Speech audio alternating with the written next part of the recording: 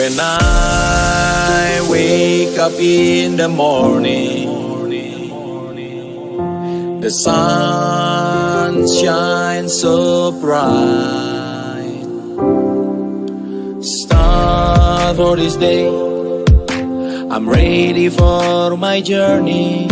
Make a dreams come true, and I won't give up on my dreams.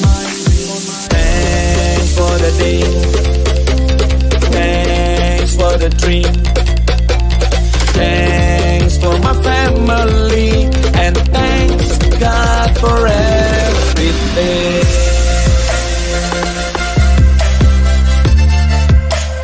Thanks God for everything. Thanks God for everything.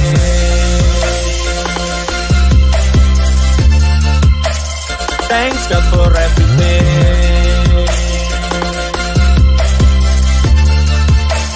Thanks God for everything.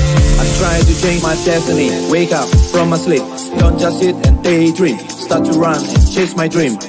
Thanks to my family, always there to support me. Start from zero, never let me down. Confidence is the main key, mindset is everything. I've been up and down, 1,000 times fell down. I don't even care, and now I'm at this point. Always pray, I believe in you. Thanks God for everything. Thanks for the day, thanks for the dream, thanks for my family, and thanks God for everything.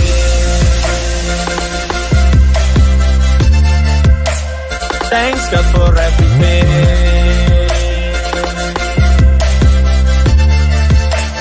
Thanks God for everything.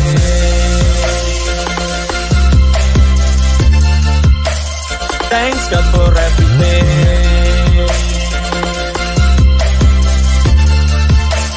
Thanks God for everything.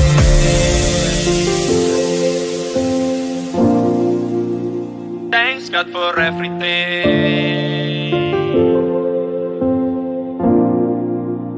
Thanks God for everything.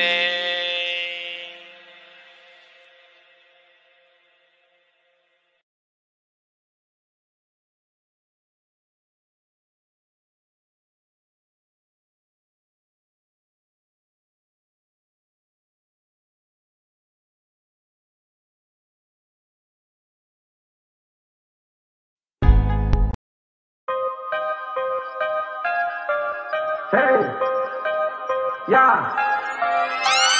Success before 30, yeah. Success before 30, everybody can be like me. Success before 30, yeah. Success before 30, yeah. Success before 30, everybody come and follow me. Asal salam hebat luar biasa, yeah. Siapa yang bilang aku tak bisa? Memang dulu ku bukan apa-apa. Look at me, now ku jadi apa? Ku mulai semuanya dari bawah.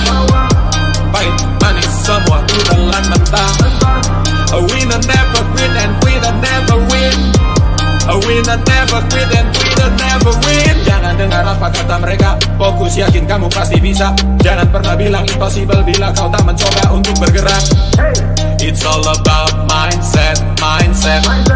It's all about mindset, mindset. Success before 30, success before 30, success before 30, everybody can be like me. Success before 30, success before 30, success before 30, everybody come and follow me. Success before 30, success before 30, success before 30, everybody can be like me. Success before 30, success before 30, success before 30, everybody come and follow me. Ku tak peduli masa lalu, maju badai pasti berlalu. Indonesia persenku nomor 1. Sahabat entrepreneur ayo maju. Tahu apa yang kamu tuju, kini apa yang kamu tunggu?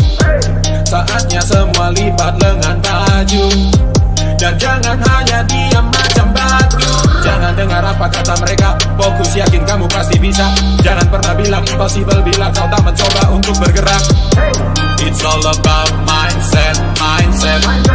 It's all about mindset, mindset. Success before 30, success before 30, success before 30. Everybody can be like me. Success before 30, success before 30, success before 30. Everybody come and follow me. Success before 30, success before 30, success before 30. Everybody can be like me. Success before 30, success before 30, success before 30. Everybody come and follow me.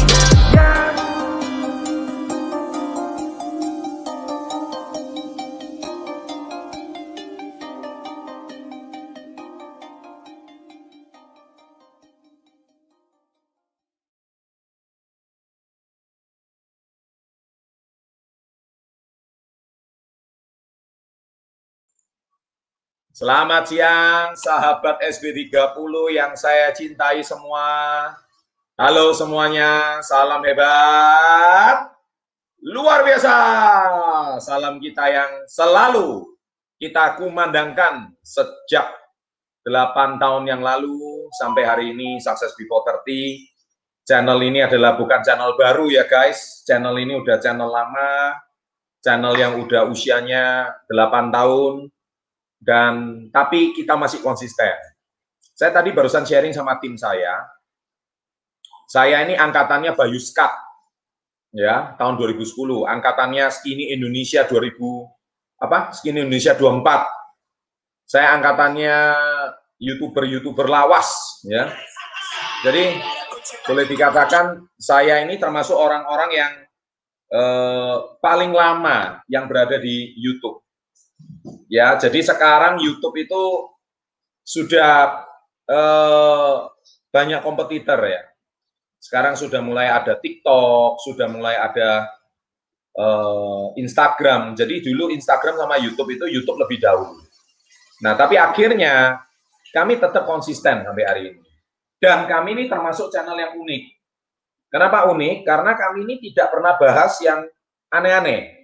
Kami konsisten membahasnya itu cuma masalah topik seputar bisnis, seputar mindset, seputar pengembangan diri, ya. Dan saya tahu channel kita sekalipun tidak pernah trending topik di Indonesia, belum pernah sama sekali. Tapi bukan berarti kami menyerah. Saya kemarin waktu 3 juta subscriber, saya sempat terpikir saya tuh mau istirahat, mau berhenti dari channel Success Before 30. Tapi ketika saya post di Instastory, lebih dari 95% menyatakan Pak Chandra nggak boleh berhenti. Ya. Nah, setiap kata-kata itu saya baca. Saya tonton. Nggak lama saya meneteskan air mata. Kemudian bacaannya itu kata-katanya seperti ini, Pak, gara-gara channel Bapak saya bisa bayar utang. Gara-gara channel Bapak saya bisa punya sawah banyak.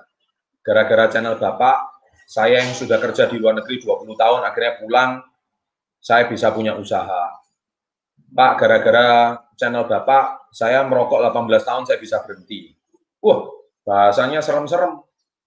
Ya kan, padahal saya tidak kenal mereka. Pak, gara-gara channel Bapak, saya punya semangat hidup kembali. Gara-gara channel Bapak, saya dulu yang merasa insecure, nggak percaya diri.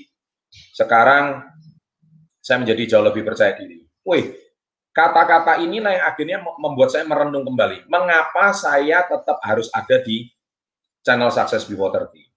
Padahal sebetulnya ya, saya membuat konten di Success Before 30 ini sangat menguras waktu dan energi saya. Terus terang sangat. Ya, kenapa? Karena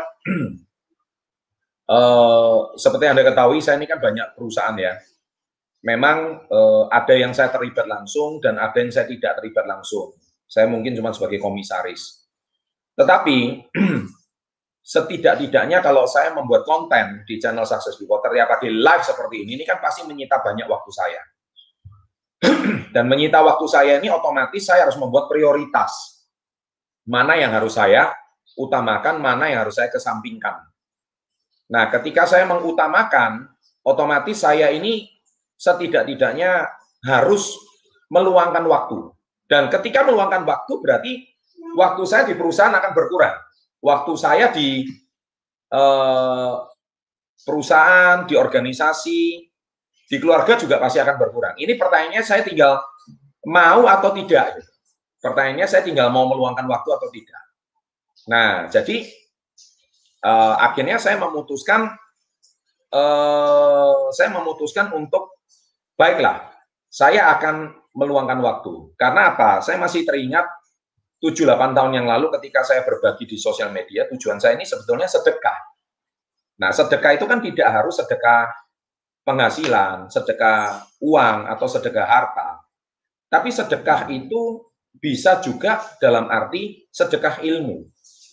Ya, sedekah ilmu. Pengertian sedekah ilmu itu adalah apakah banyak orang yang berilmu mau membagikan ilmunya secara gratis.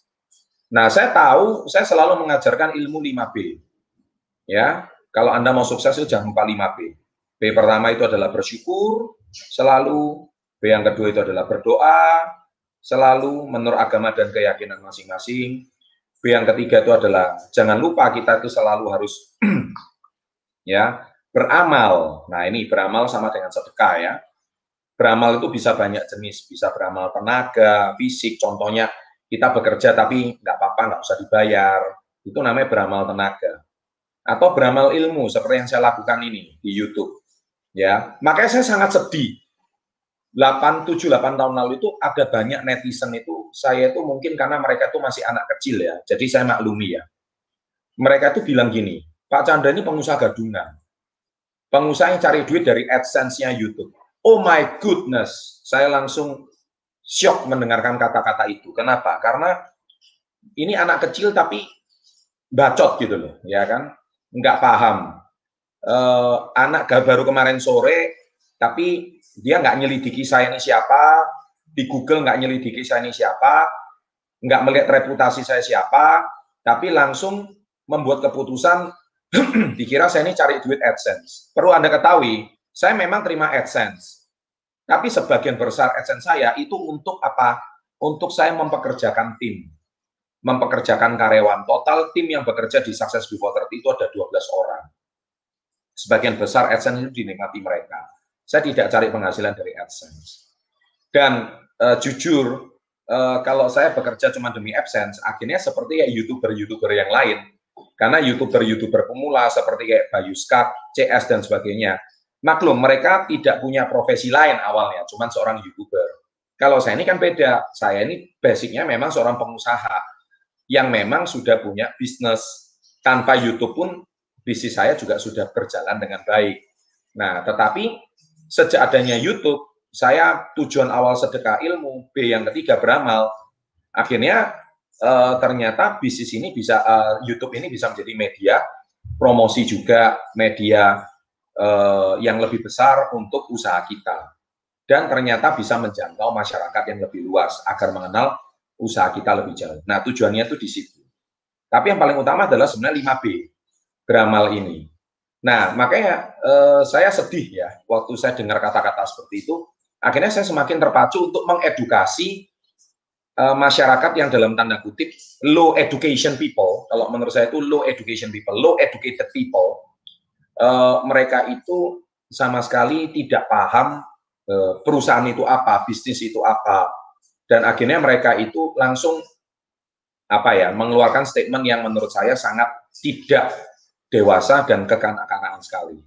Nah, mungkin saya satu-satunya orang yang paling aneh ya di Indonesia ini, jutaan subscriber tapi masih membuat konten di YouTube.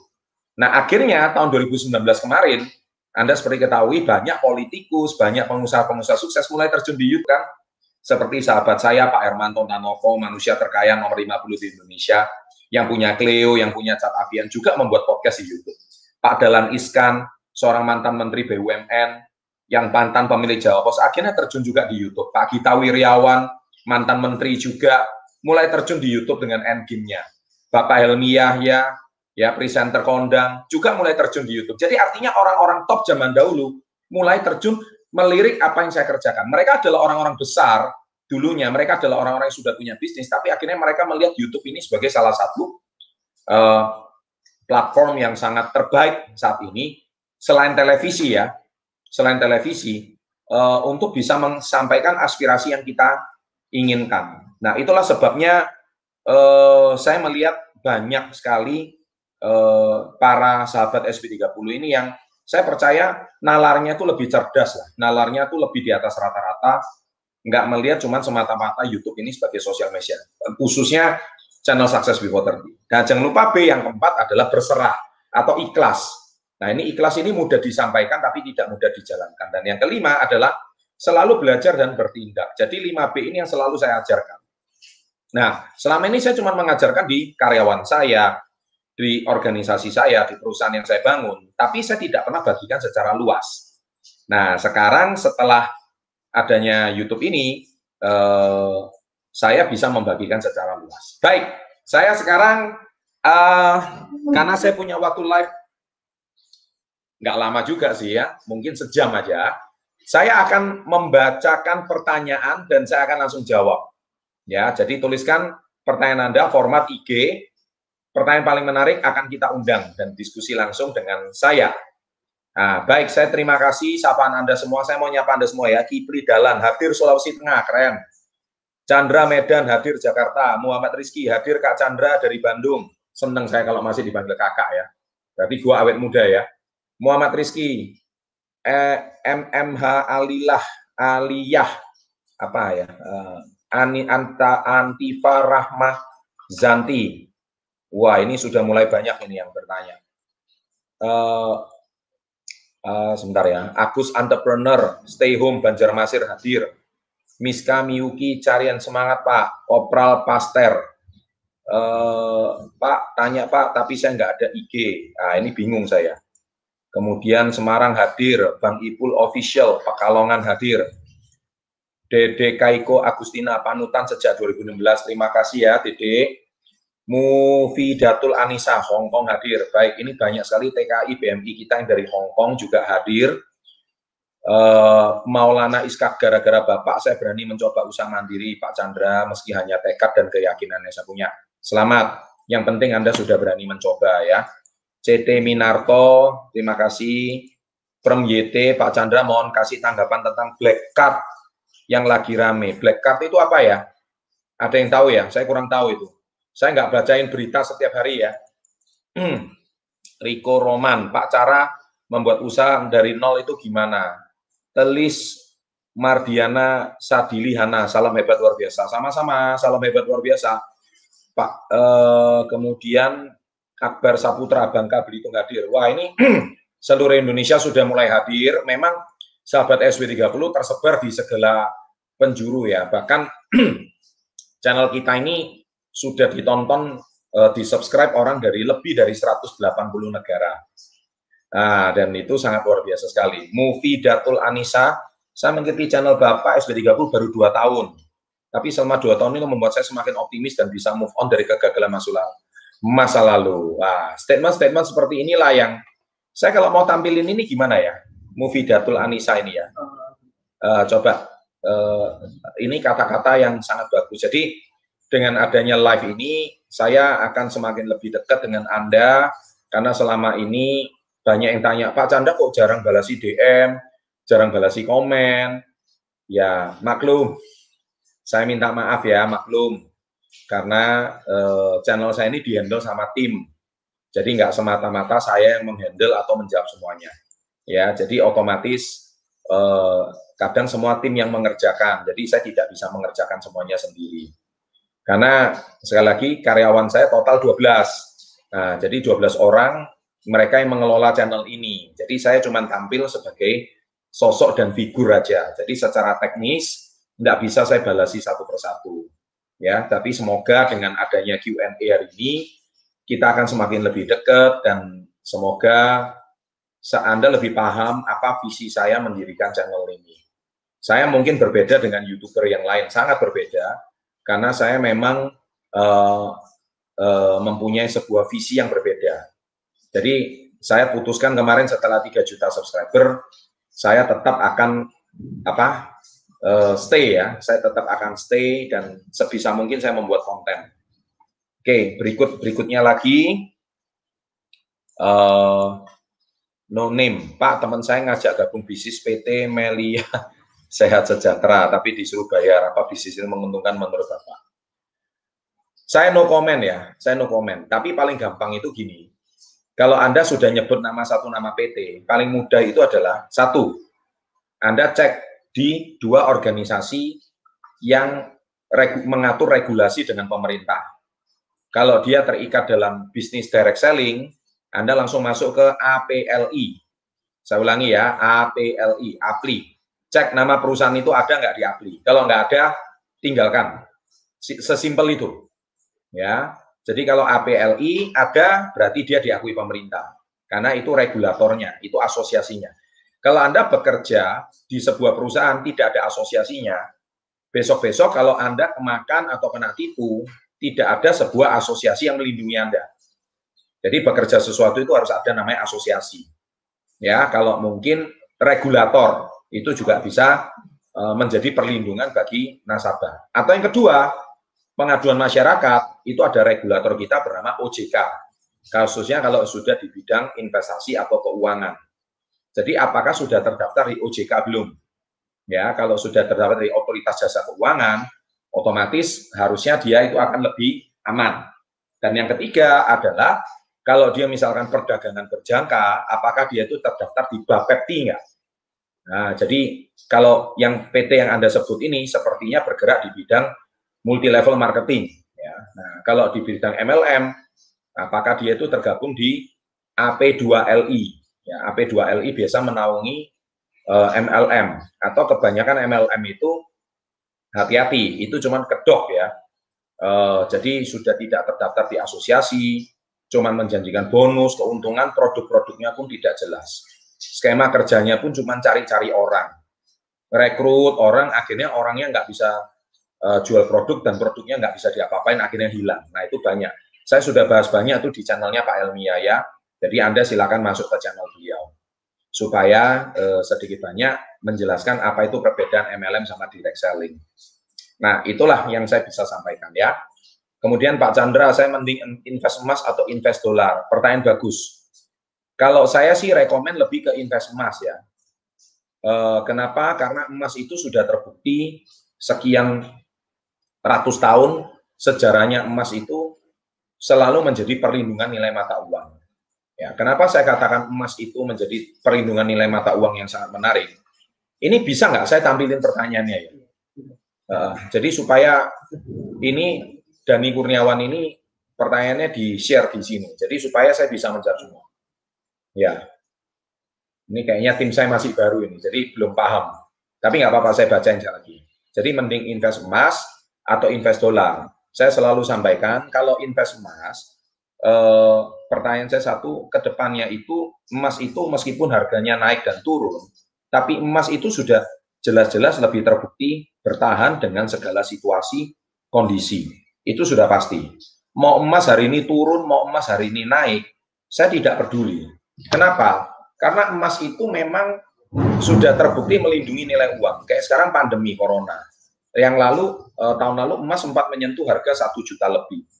Tapi menurut saya itu harga yang tertinggi sepanjang masa. Kita jangan euforia. 1 juta lebih. Karena ingat, segala sesuatu siklus alam. Kalau yang sudah naik, dia pasti akan turun. Kalau sesuatu yang naik, pasti akan turun. Jadi jangan kita itu, loh Pak, saya habis beli emas kok harganya turun. Kita harus pakai sistemnya DCV. DCV itu dollar cost averaging. Itu yang selalu diajarkan sama Warren Buffett. Jadi kita harus tarik selama 1 tahun. Kita harus tarik selama 2 tahun. Kalau 1 tahun, 2 tahun, pasti dijamin Anda akan menguntungkan. Daripada uang itu Anda tabung ke tempat yang lain. Jadi Anda beli emas atau nabung emas, contohnya seperti saya tuh di Tamasya, ya, itu sebuah aplikasi yang sangat luar biasa, toko emas online yang paling hebat yang saya ketahui saat ini, sangat canggih, dan saya sendiri sudah berpartner lebih dari 2 tahun lebih dengan Tamasya. Itu membuktikan selama 2 tahun ini Tamasya adalah sebuah tempat yang sangat bagus ya. Kita mau beli emas itu praktis, tinggal download aplikasi, masukkan kode referral menabungmas.com atau CPNSB30 ya. Nih, ini sesuatu yang sangat simpel menurut saya. Dan kalau misalkan Anda mau cetak ya, nah ini kalau Anda mau cetak, saya yakin Ya, sebentar ya. Berisi. Hah? Ya, goreng panas dari itu. Iya, saya tahu. Nah, artinya gini, kalau kita tuh mau cetak, itu Anda bisa cetak di seluruh kantor pos di seluruh Indonesia. Nah, kantor pos itu kita tahu kan di mana-mana ada. Jadi kalau Anda mau cetak fisiknya, dan fisiknya itu emas dari Antam. Kemarin ada yang nanya sama saya gini, Pak, kenapa kok harus di Tamasya? Kenapa kok nggak di kompetitornya? Seperti ya, saya sebut aja Peluang, atau Laku Emas, dan sebagainya. Pak, ada yang tanya, Pak, di Tamasya itu kok range-nya harganya jual sama beli itu kok tinggi sekali. Lebih baik di sebelah, Pak. Lebih murah range jual. Gini, namanya Tamasya itu adalah tabungan emas Indonesia. Namanya aja tabungan. Tabungan itu artinya apa? Tabungan itu kan sifatnya itu bukan berarti Anda itu mau jadi trader. Tabungan itu kan artinya kalau Anda meletakkan sesuatu, minimal Anda itu kalau ada keperluan baru Anda cairkan. Bukan? Kalau trader itu kan BPJS, beli pagi jual sore. Anda amati, oh emas hari ini untung, murah, besoknya jual, ya kan, karena harganya tinggi. Ya itu trader. Tamasya nggak seperti itu. Nah, Tamasya itu mengikuti harga pergerakan emas Antam. Jadi kalau Anda lihat harga emas beli dan jualnya di Tamasya, itu sama aja Anda itu melihat harga pergerakan emas Antam. Nah, emas Antam itu juga range-nya cukup tinggi. Nah, emas Antam itu kan ada cetak fisiknya. Tapi Anda jangan salah, kalau Anda mungkin cetak di kompetitor yang lain seperti kayak Peluang dan sebagainya, atau sahabat kita itu, mungkin Anda range-nya lebih murah, tapi waktu Anda cetak juga dikenakan ongkos yang tidak murah. Sama aja. Jadi kalau Anda hitung-hitung jatuhnya sama aja. Jadi artinya Tamasya sangat cocok untuk Anda yang simpan uang dalam jangka waktu tertentu. Itu namanya tabungan emas. Itulah. Makanya Pak Chandra ini selalu alirannya investor, bukan aliran trader. Kalau Anda channel trading, jangan masuk channel Success Before 30, karena saya ini bukan trader. Ya, jadi saya nggak paham. Pak Chandra pernah nggak trading? Pernah, tapi saya tradingnya setahun sekali. Apa maksudnya setahun sekali? Taruh 1 tahun lagi baru lihat. Gitu. Bukan hari ini pagi dibeli, sore udah dilihat. Nggak seperti itu. Atau dibeli sekarang, 2 menit kemudian dilihat hijau atau merah gitu. Ya nggak bisa seperti itu. Ya, jadi mungkin Anda melihat saya ini, nah, tapi kalau Anda teliti sejarah orang-orang yang sukses, mereka itu semua rata-rata adalah trader itu cuma hobi, bukan profesi utama. Nah, kalau trading for a living, ya, jadi Anda trading jadikan mangkok makan untuk hidup, itu Anda pasti akan bermasalah pada suatu hari. Mending Anda cari pekerjaan lain, cari pekerjaan yang tepat, ya saya rasa ada sisihkan penghasilan itu untuk diinvestasikan, ditabungkan di Tamasya, itu yang lebih tepat. Bukan berarti Anda itu beli emasnya kapan, murahnya kapan, ya saya mana tahu. Saya bukan pengendali emas di dunia, tapi daripada Anda pusing kapan waktunya beli, kapan waktunya jual, Anda nggak usah pusing itu, karena itu pikiran trader. Kalau Anda mau pikirannya nabung, ya nabung aja sekarang, seperti Anda beli di toko emas. Nanti kalau pas butuh duit, misalkan anak mau merit, atau butuh uang anak untuk kuliah, nah itu bolehlah kita waktu itu jual. Dan saya jamin kalau Anda simpan dalam waktu yang cukup lama, pasti untung. Ya, itu sudah pengalaman saya. Saya sendiri menyimpan emas itu sejak tahun 2000. Saya sering bilang, 2000. Tahun 2000 itu saya nyimpan emas, itu harga emasnya 1 gram masih 80.000. Nih, coba Anda lihat 80.000. Sekarang harga emas berapa? 1 gramnya. Kemarin sempat nyentuh 1 juta. Taruhlah sekarang 800.000 lebih lah. Tahu udah 10 kali lipat kan? Jadi artinya saya naruh uang itu nggak akan pernah hilang. Kalau Anda taruh uang di sesuatu yang Anda nggak kuasai, uang itu bisa loss. Ya, oke, saya jawab lagi. Fahri Ramadan, Om Chandra, saya mau bertanya. Kan kalau pengeluaran dan pemasukan itu kan harus dicatat, betul? Apakah kalau kita bersedekah uangnya juga harus kita catat atau tidak? Nah, ini pertanyaan bagus. Gini, sedekah itu masukkan ke dalam sebuah nominal pengeluaran yang memang Anda mau sisihkan setiap bulan. Sama seperti Anda menabung. Jadi contohnya gini, berapa persen penghasilan Anda itu mau Anda tabung, Anda mau sisihkan. Kalau misalkan Anda menyisihkan 10-20% untuk Anda investasi, untuk tabungan, begitu juga sedekah. Jadi kalau sedekah itu, kalau menurut saya, Anda memang alokasikan berapa? 2,5% penghasilan Anda? 5% penghasilan Anda? 10% penghasilan Anda? Nah, Anda alokasikan. Jadi Anda mau nggak mau, pokoknya setiap bulan Anda sisihkan dulu sekian persen untuk sedekah. Itu pasti top hasilnya. Nah, apakah itu dicatat atau tidak? Kalau saya karena saya sudah mengkomitmen sejak saya dahulu pertama kali mengalokasikan sekian dana saya untuk sedekah, saya tidak pernah catat itu di dalam pengeluaran. Karena bagi saya sedekah itu tabungan akhirat. Ya, dan kalau Anda pernah menonton topik saya tentang 3 uang misterius, ya, 3 jenis uang misterius. Nah, itu kan kata-kata dari 10 orang terkaya di dunia, Lee Ka-shing. Ya, Lee Ka-shing itu Taipan nomor 1 di Hong Kong. Dia bilang 3 jenis uang misterius. Salah satu uang misterius yang semakin dikeluarkan, semakin bertambah banyak. Itu termasuk yang namanya sedekah. Nah, itu penting sekali. Ya, saya rasa sedekah itu kembali ke agama dan keyakinan masing-masing. Saya nggak akan atur itu. Kalau orang Islam mungkin ada namanya infak, atau mungkin lebih jauh mungkin itu yang namanya lebih jauh lagi ya. Banyak lah ya. Kalau orang Kristen mungkin perpuluhan lah atau apalah. Ya, kalau orang Katolik mungkin kolekte di gereja setiap minggu. Ya, orang agama Buddha itu mungkin amal apa ya? Amal apa ya? Saya agak lupa itu ya. Di Hindu juga mungkin ada. Intinya setiap agama masing-masing pasti punya kebijaksanaannya. Kebijakan tersebut Anda ikuti aja. Jadi kalau saya pribadi tidak saya catat dalam pengeluaran, tapi itu sudah termasuk budget dalam tanda kutip yang pasti saya sedekahkan setiap bulan. Dan itu sudah saya lakukan sejak zaman dahulu.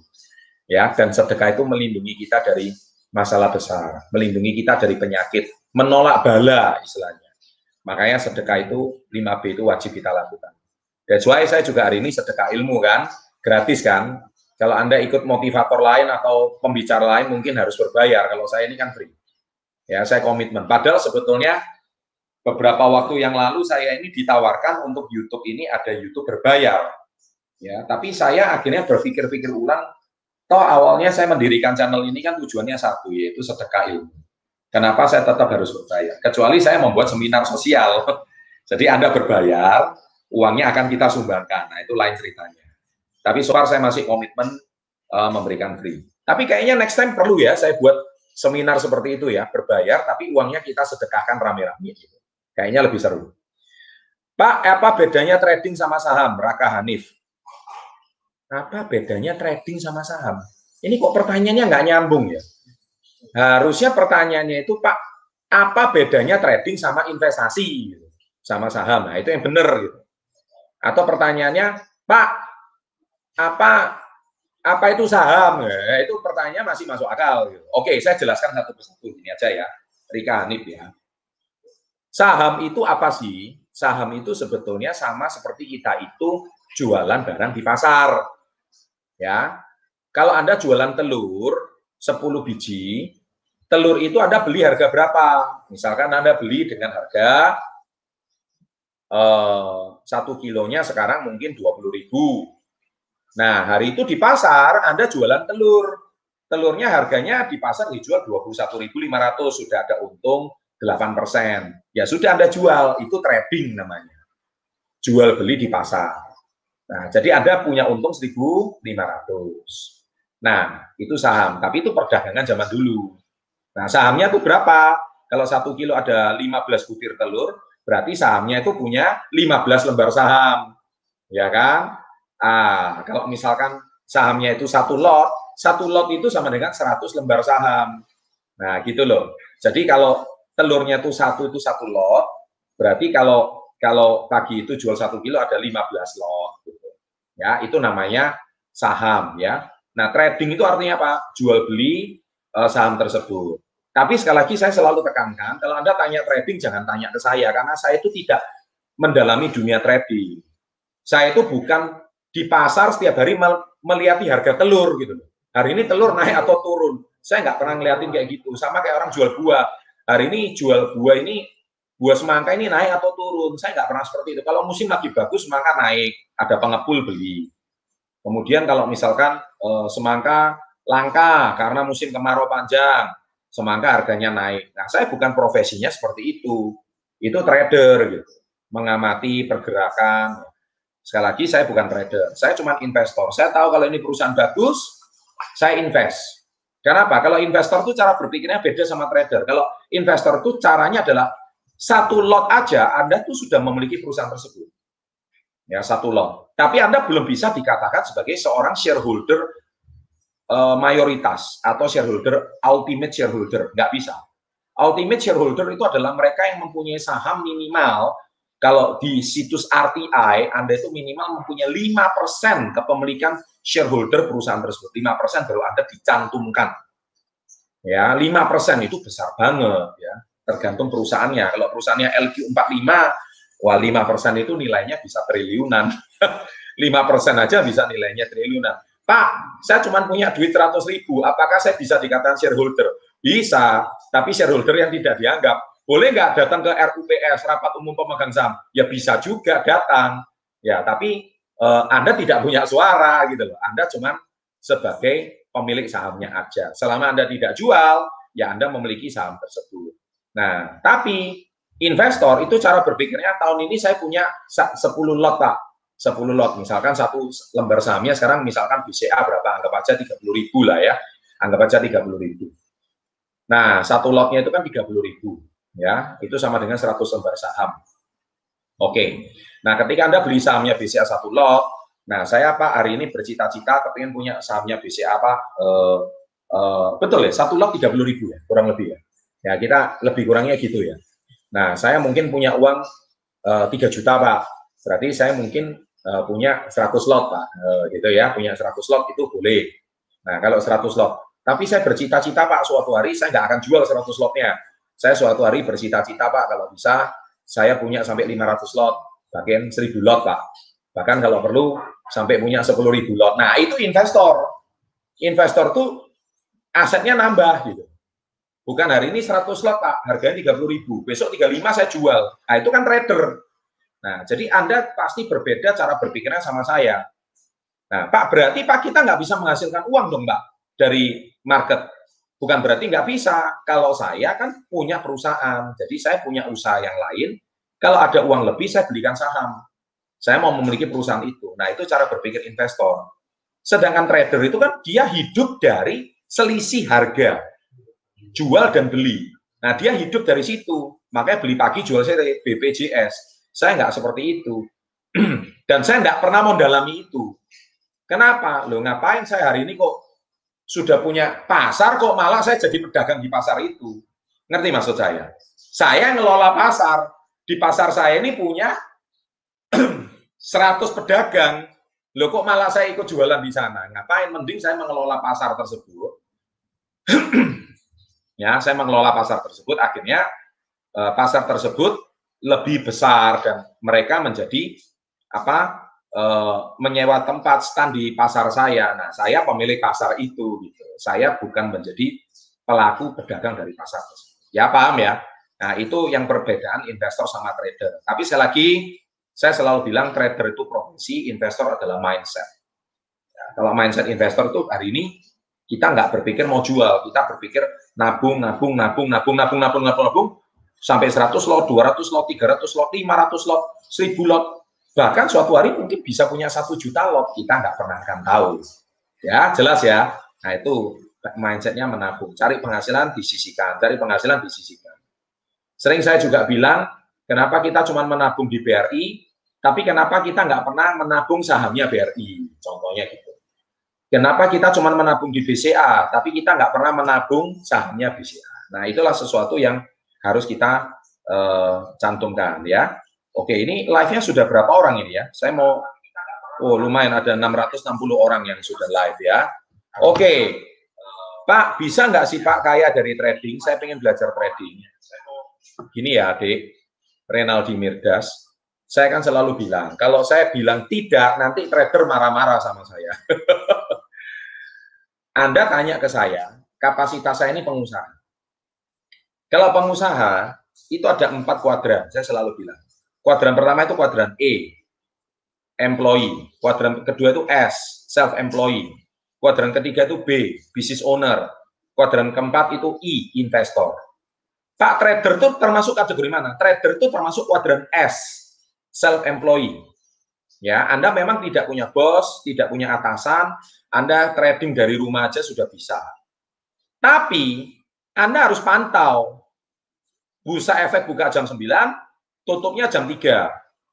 Berarti Anda itu harus pantau 6 jam itu ngapain. Terus trading istirahat jam 12 siang. Pekerjaan Anda itu kan harus mantau setiap hari.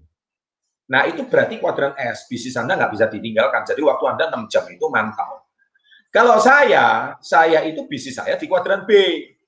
B itu apa? Business owner. Saya nggak pernah mengolah atau mengelola saya nggak pernah pusing dengan mau harga hari ini saham BRI naik atau turun, saya nggak pernah pusing gitu. Saya nggak pernah pusing. Mau BCA naik turun, saya nggak pernah pusing. Ya, karena apa? Saya kuadran B.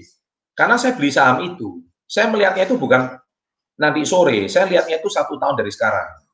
Nah, adik Renaldi Mirdas, kamu ini usia berapa? Kalau kamu masih muda, saran saya itu satu, mending kamu cari pekerjaan tetap. Ini saran saya loh ya, pekerjaan tetap.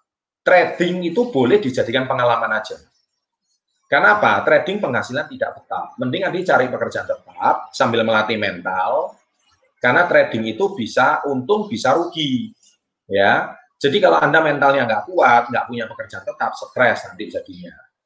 Nah, lebih baik Anda itu saran saya cari pekerjaan tetap, penghasilan Anda yang pasti itu setiap bulan disisihkan untuk diinvestasikan. Itu kalau bahasa saya, bukan ditradingkan. Kalau ditradingkan akhirnya Anda jadi profesi trader. Nah, kalau saya itu beda. Saya dari dulu, sejak saya 25 tahun yang lalu, saya membangun bisnis. Yang saya kejar selalu kuadran B. Bagaimana saya menjadi business owner. Business owner itu yang mengelola perusahaan. Saya bukan hari ini buka toko sendiri, tutup toko sendiri. Buka warung sendiri, tutup warung sendiri. Nggak begitu. Tapi Pak, kan asalnya semua dari begitu. Yes. Tapi ketika kita hari ini, sama kayak dokter. Kalau dokter itu bedanya Pak, dokter itu di kuadran S. Yaitu dia harus praktek pagi, pulang, sore. Kalau ada operasi, dia operasi. Kalau saya, meskipun saya seorang dokter, saya lebih baik jadi pemilik rumah sakit. Pemilik rumah sakit apa? Ada 40 dokter yang kerja sama saya. Nah, itu saya kuadran B. Jadi saya memastikan para dokter itu bekerja di rumah sakit saya. Nah, trader itu seperti dokternya. Tapi business owner seperti pemilik rumah sakitnya. Kalau saya lebih memilih jadi pemilik rumah sakit. Jadi saya nggak peduli. Saya masa nanya hari ini, dokter ini pasiennya ada berapa?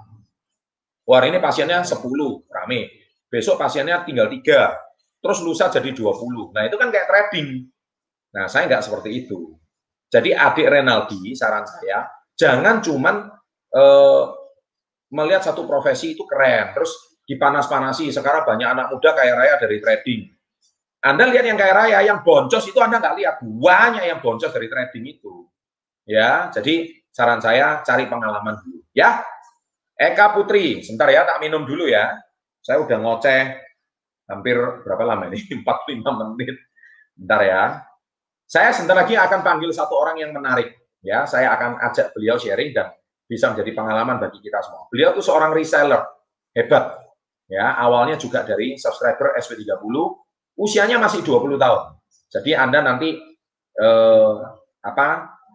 keren gitu. Anda lihat gelas saya ini apa tulisannya? I love NY. Anda tahu NY itu apa? NY itu New York. Saya beli gelas ini waktu itu saya di Amerika, New York. Saya waktu itu ke New York 6 tahun yang lalu. Ya, jadi saya suka mengkoleksi mug atau gelas seperti ini. Dan waktu saya liburan ke New York itu, saya tinggal di Amerika hampir selama 2 bulan. Saya nggak ngurusi bisnis saya. Total saya nggak mantau bisnis saya. Kalau saya trader kan nggak bisa. Saya harus pantelingi pagi malam. Saya nggak mantau bisnis. Saya murni liburan. Saya tinggal di rumah kakak saya di Amerika. Jadi waktu kakak saya tinggal di Columbus. Ya, jadi selama 2 bulan saya mengamati kehidupan orang Amerika. Anda search deh video saya 5-6 tahun yang lalu. Saya nyetir BMW di jalan highway-nya Amerika. Ya, itu betul-betul saya menikmati kota-kota di Amerika. Saya juga keliling ke Las Vegas. Saya juga keliling ke San Francisco. Saya juga keliling waktu itu ke Chicago. Saya juga sempat nonton pertandingan NBA. Ya, itu betul-betul saya layak hidupnya seperti orang Amerika. Jadi waktu saya suka traveling ya, tapi sejak pandemi ini kan kita 1 tahun nggak bisa traveling. Tapi waktu saya traveling itu, I learn a lot of things ya. Saya belajar banyak hal. Amerika itu enak kalau dijadikan liburan. Kalau kita hidup di sana, saya ogah gitu. Kenapa saya ogah ya? Karena memang teksnya sudah pasti, pajaknya itu udah jelas kalau bekerja di sana. Tapi kalau saya sih, kalau saya memiliki bisnis di Indonesia, saya lebih pilih Amerika itu tempat liburan aja, bukan hidup di sana. Ya, jadi lebih baik Indonesia itu negara yang indah, negara yang bagus. Ya, saya lebih senang tinggal di Indonesia.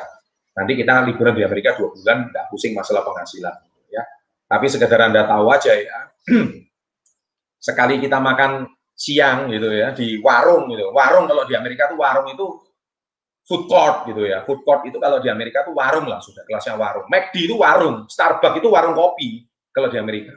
Cuman warungnya itu bukan warung tenda kayak di Indonesia gitu. Warung kopinya di Amerika itu seperti kayak apa ya, kalau saya bilang. Warung kopinya itu kayak warung-warung kopi yang sifatnya itu bagus lah ya di sana, dan harga mereka itu kalau $10 kan kalau uang Indonesia 150.000. Nah itu ongkos makan di warungnya mereka itu ya 150.000 rupiah itu makan di warung. Kalau di Indonesia kan tidak cocok. Contoh hotel JW Marriott itu kan hotel bintang 5 kalau di Indonesia. Di Amerika itu cuma bintang 3. Di sini hotel bintang 5 harganya 1 juta lebih, 2 juta lebih gitu. Ya, di Amerika itu uang segitu itu cuma kelas bintang 3. Kalau mereka bintang 5 harganya ya mungkin bisa 15 juta, $1.000 satu malam gitu. Makanya nggak cocok. Enaknya cocok liburan aja. Kapan-kapan kita bahas traveling deh. Menarik kalau saya bahas masalah traveling kan sesuatu yang sangat menarik. Oke, Eka Putri. Ya, saya minta makanan dong, lapar saya. Oke, live lama ini ada roti atau apa gitu. Sorry ya, saya sambil makan ya. Eka Wang, Pak, izin bertanya, apakah menjadi YouTuber bisa menjadi investasi untuk passive income kita? Bagaimana kalau pengalaman Mas Chandra? Mohon pencerahannya, terima kasih. Eka, kalau Anda cuma mengandalkan penghasilan dari YouTube, saya mau tanya dulu, yang Anda masuk passive income itu apa? Ya, yang saya maksud passive income itu apa? Sorry ya guys ya, saya sambil makan ya. Saya lapar soalnya ya, saya sambil makan ya. Yang Anda maksud passive income itu apa? Definisi passive income itu Anda harus perjelas dulu. Passive income itu adalah pengeluaran Anda setiap bulan itu bisa dibayar atau bisa dicukupi oleh penghasilan pasif. Itu namanya passive income. Nah, saya kan nggak tahu di Eka ini sekarang pengeluarannya setiap bulan itu berapa. Saya kan nggak tahu. Anda sudah berkeluarga belum? Sudah punya anak belum? Kalau Anda saat ini masih gadis, belum menikah, mungkin pengeluaran Anda cukup apa? Cicilan motor atau kos-kosan, ya cukup. Gitu. Tapi kalau Anda sudah menikah, punya anak 2, punya suami, punya orang tua yang harus dihidupi, apakah satu bulan 5 juta, 10 juta cukup? Nah, passive income itu akan terjadi kalau income Anda dari AdSense-nya YouTube itu mengcover 10 juta itu. Pengalaman saya, nggak bisa. YouTube Indonesia itu nggak bisa. Ya, pengalaman saya. Karena saya nggak tahu passive income Anda berapa. Pengeluaran Anda setiap bulan itu berapa. Kalau saya menghidupi 12 orang karyawan, dia jelas nggak cukup. Kalau karyawan saya UMR, UMR-nya UMR Surabaya. UMR Surabaya berapa? 4 juta. 12 karyawan sudah berapa? 48 juta. Bayangkan. Kalau saya mau hidup dari AdSense, ya jelas nggak mungkin. Banyak orang sering tanya sama saya, wah Pak Chandra, Anda itu YouTuber 3 juta subscriber, income-nya pasti gede. Saya ketawa, nyinyir saya. Kenapa? Income saya itu semua hanya untuk karyawan saya. Saya bukan hidup dari AdSense. Kalau Anda tanya ke saya. Nah, saya banyak YouTuber top itu juga konsultasi ke saya. Saya harus gimana, Pak? Saran saya di Eka, ini saran yang lebih bijak. Jadikan YouTube itu sebagai media aja. Bukan sebagai, satu-satunya profesi YouTuber itu. Tapi Anda tetap harus punya produk atau dagangan yang bisa dijual. Nah, Anda baru bisa hidup. Atau jadikan YouTube itu sebagai sarana untuk Anda itu lompatan ke profesi yang lain. Kalau Anda cuma hidup sebagai content creator, ya kembali lagi, ada nggak orang yang full time content creator bisa hidup? Bisa. Tapi pertanyaan saya satu, Apakah cukup penghasilan Anda kalau nanti next time Anda sudah menikah? Karena Anda sekarang saya lihat masih muda, ya mungkin sah-sah aja masih cukup. Tapi apakah 5 tahun, 10 tahun dari sekarang cukup? Saya nggak yakin. Gitu. Ya, jadi saran saya tetap cari profesi yang lain. Oke? Nah, sekarang waktunya saya mau mengundang masuk nih. Salah seorang murid saya, ya. Ini. Oke, masuk sekarang. Beliau bernama Dea. Halo Dea, apa kabar? Halo Pak Chandra, selamat siang. Kabarnya Salam hebat luar hebat, biasa Pak luar Chandra. biasa. Hebat luar biasa. Nah, Dek Dea Ya. ini asal mana Dek Dea? Asalnya dari kota Lubuk Linggau Pak Chandra, Sumatera Selatan. Lubuk Linggau itu Sumatera bagian mana ya? Selatan. Sumatera Selatan. Dekat sama Palembang nggak? Iya, betul. Kalau Palembang jaraknya 8 jam Pak Chandra. 8 jam dari Palembang. Dia dekat sama Riau nggak? Kalau Riau jauh juga. Riau terlalu jauh ya. Dia lebih ke Iya, Palembang. jauh. Oke. Ah. Nanti Anda cek Google sendiri deh. Dea sekarang ini 1 bulan omsetnya kemarin capai director ya. Director itu berarti 1 bulan ini omsetnya bisa tembus 150 juta sampai 200 jutaan mungkin ya omsetnya ya 1 bulan lalu ya. Lebih ya? Iya Pak Chandra. Iya Pak Chandra. Segitu kira-kira. Keren. Gini, kamu sekarang masih kuliah nggak? Enggak kuliah Pak Chandra. Cukup fokus Kamu aja di tamatan bisnis apa? SMK atau SMA? SMA Lulusan tahun berapa? 2017. Kamu tamatan SMA Lubuk Linggau. Ya, benar. Oke. Terus pertama kali kamu kenal komunitas Yes, nonton channel FB30 itu kapan? 2018 nontonnya 2018, tapi saya itu bergabungnya 2019 Pak Chandra. Jadi saya itu penonton SP30 itu udah lama banget gitu loh. Nah, tapi saya Video baru apa yang kamu bisa paling suka bergabung pertama kali? apa ya? Banyak yang saya nonton itu misalnya kayak cara mengatasi rasa malas atau gimana itu Pak Chandra. Nah, Terus, nah, kemudian jadi saya itu memang penonton Pak Chandra itu udah lama 2018, tapi saya baru bergabung 2019. Jadi kayak butuh waktu apa 1 tahun kesan kamu gitu loh. nonton channel SB30 pertama kali? Apakah Oh, pengajaran jadi saya ini diajarkan sama nggak dengan pengajaran di sekolah atau di lingkungan kalian atau orang tua kalian atau ada sesuatu apa yang kalian pelajari yang sedikit berbeda dengan pengajaran yang lain? iya, beda sekali Pak Chandra. Kalau di sekolah kita nggak ada kayak diajarkan tentang kehidupan yang realita gitu loh, kenyataannya seperti Ya. apa gitu loh. Tapi kalau Pak Chandra yang ngomong itu kayak ngena banget di masalah kehidupan yang benar-benar terjadi gitu loh Pak Chandra. Kena. Jadi iya, jadi Kayak kayak saya ditusuk tuh gitu ya. nonton itu cocok gitu loh. Oke. Jadi real gitu ya, bukan teori ya. Iya, betul. Nah, terus kamu bisa ketemu komunitas Yes itu gimana caranya? Ya, nah jadi awalnya itu kan karena saya sering nonton channel YouTube Pak Chandra, saya ini carilah di Instagram Oke. orang-orang yang SB30. Nah, saya itu ketemu Ya. banyak nih sama mentor Instagram.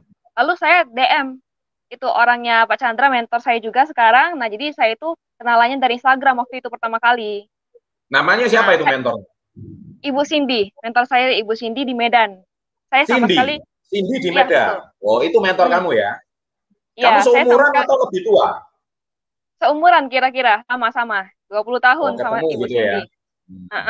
Terus? Tapi ketemunya itu dari online aja Pak Chandra. Kan saya sendiri belum pernah ketemu langsung sama Ibu Cindy. Cuma dari online aja. Nah, jadi dari sana saya tanya dulunya, Ibu Cindy gimana caranya gabung ke komunitas Yes. Terus kalau misalnya jadi murid Pak Chandra itu kerjanya ngapain aja? Nah, jadi saya itu tanya seperti itu. Nah, terus Ya dikira saya akhirnya Ibu Cindy, pengangguran gitu ya, bikin konten YouTube aja gitu ya. enggak Pak Chandra. Nah, jadi kan Sekarang lebih nganggur lagi, main drama sekarang. ya. Oke, Nah, terus. lalu Ibu Cindy jelaskan kalau misalnya komunitas itu adalah komunitas bisnis. Nah, kebetulan saya sendiri adalah orang yang suka bisnis Pak Chandra. Nah, makanya saya Ya. gabung gitu loh. Oke, terus kamu waktu gabung pertama kali itu modalnya ada nggak? Modal sangat terjangkau. Apalagi untuk seusia saya waktu itu kan 99.000 aja bisa gabung gitu loh. Dan udah langsung dapat produk.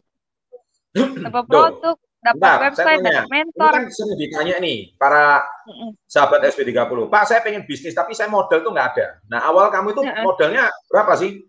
Ya, 100.000 aja modal 100.000. bergabungnya. Iya, Serius? iya Terus serius 100 Pak ribu itu Chandra. kamu dapat barang apa? Saya dapat produk lagi. Jadi kayak sama Produk. aja kita itu beli produk. Iya, Produk produknya kita apa? bisa jual. Itu bekatul beras merah pertama kali. Bekatul beras merah. Fungsinya apa itu? Iya. Nah, itu untuk kolesterol. Fungsinya untuk kolesterol. Terus kamu Ya. kamu emang punya kolesterol? Enggak, enggak Pak Chandra. Terus kemudian barangnya itu bisa kamu jual nggak? Nah, jadi kebetulan kan saya sendiri sebagai pengusaha, kita pastinya harus pakai prinsip 3P dulu, Pak Chandra. Nah, sebelum kita jual ke orang, saya pasti pakai dulu.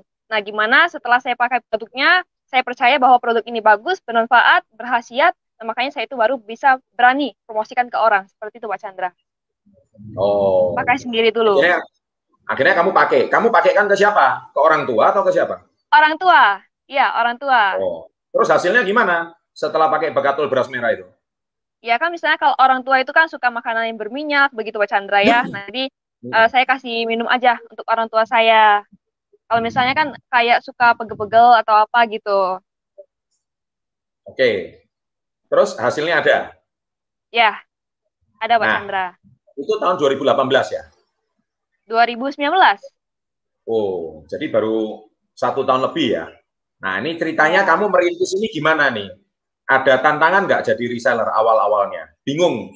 Kan kamu ini cara kerjanya online full kan? Nah, Ya, kok betul sampai Pak bisa Chandra. sekarang punya omset ratusan juta ini gimana ini ceritanya? Ini coba diceritakan, merintis awal-awalnya itu seperti apa? Boleh diceritain, Ria?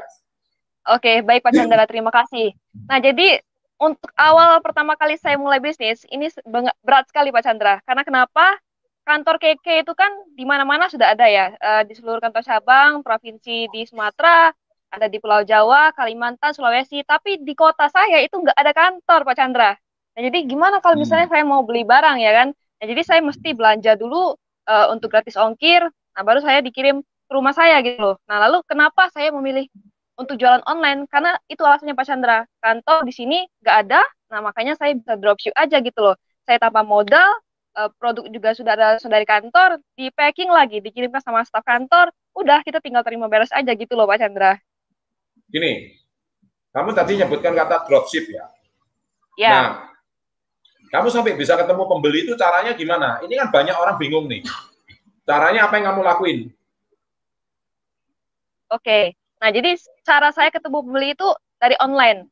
Kalau misalnya produk yang kita pasarkan, itu kan adalah produk yang masih blue ocean kita bilang ya. Nah, jadi produk yang masih belum terlalu banyak orang kenal. Nah, jadi kita itu jualan mesti kita edukasikan lagi ke orang. Tapi kalau misalnya produk yang red ocean, orang itu sudah tahu produknya, nggak perlu kita jelaskan lagi seperti apa, orang langsung beli, ya kan? Nah, tapi kalau misalnya produk kita, KQ Indonesia, itu produknya masih blue ocean, masih sedikit lah gitu loh. Jadi menurut saya itu adalah peluang yang sangat bagus untuk kita pasarkan. Nah, jadi pembelian dari online. Tiba-tiba aja kayak ada yang mau beli natas. Ya, kamu jual online itu pakai apa? IGS kah, FBS kah, atau apa? Oh, dari Instagram. Instagram ada. Enggak pakai iklan sih. Instagram. Enggak pakai iklan? Enggak. Supaya dapat follower itu gimana? Oh, saya rajin follower si Pak Chandra. Oh, kamu follow IG-nya public figure gitu kali ya. Jadi kamu Ya. follow, siapa tahu followernya tertarik dengan story kamu gitu ya, kurang lebih gitu. Jualannya gitu aja ya? Iya, benar. Dari media kesehatan pokoknya. Oh, yang sama kesehatan. Terus gini, sekarang omset kamu itu tiba di hari ini omset kamu ratusan juta. Tapi kan nggak terjadi langsung ratusan juta dong. Iya, kamu pasti merintis dong.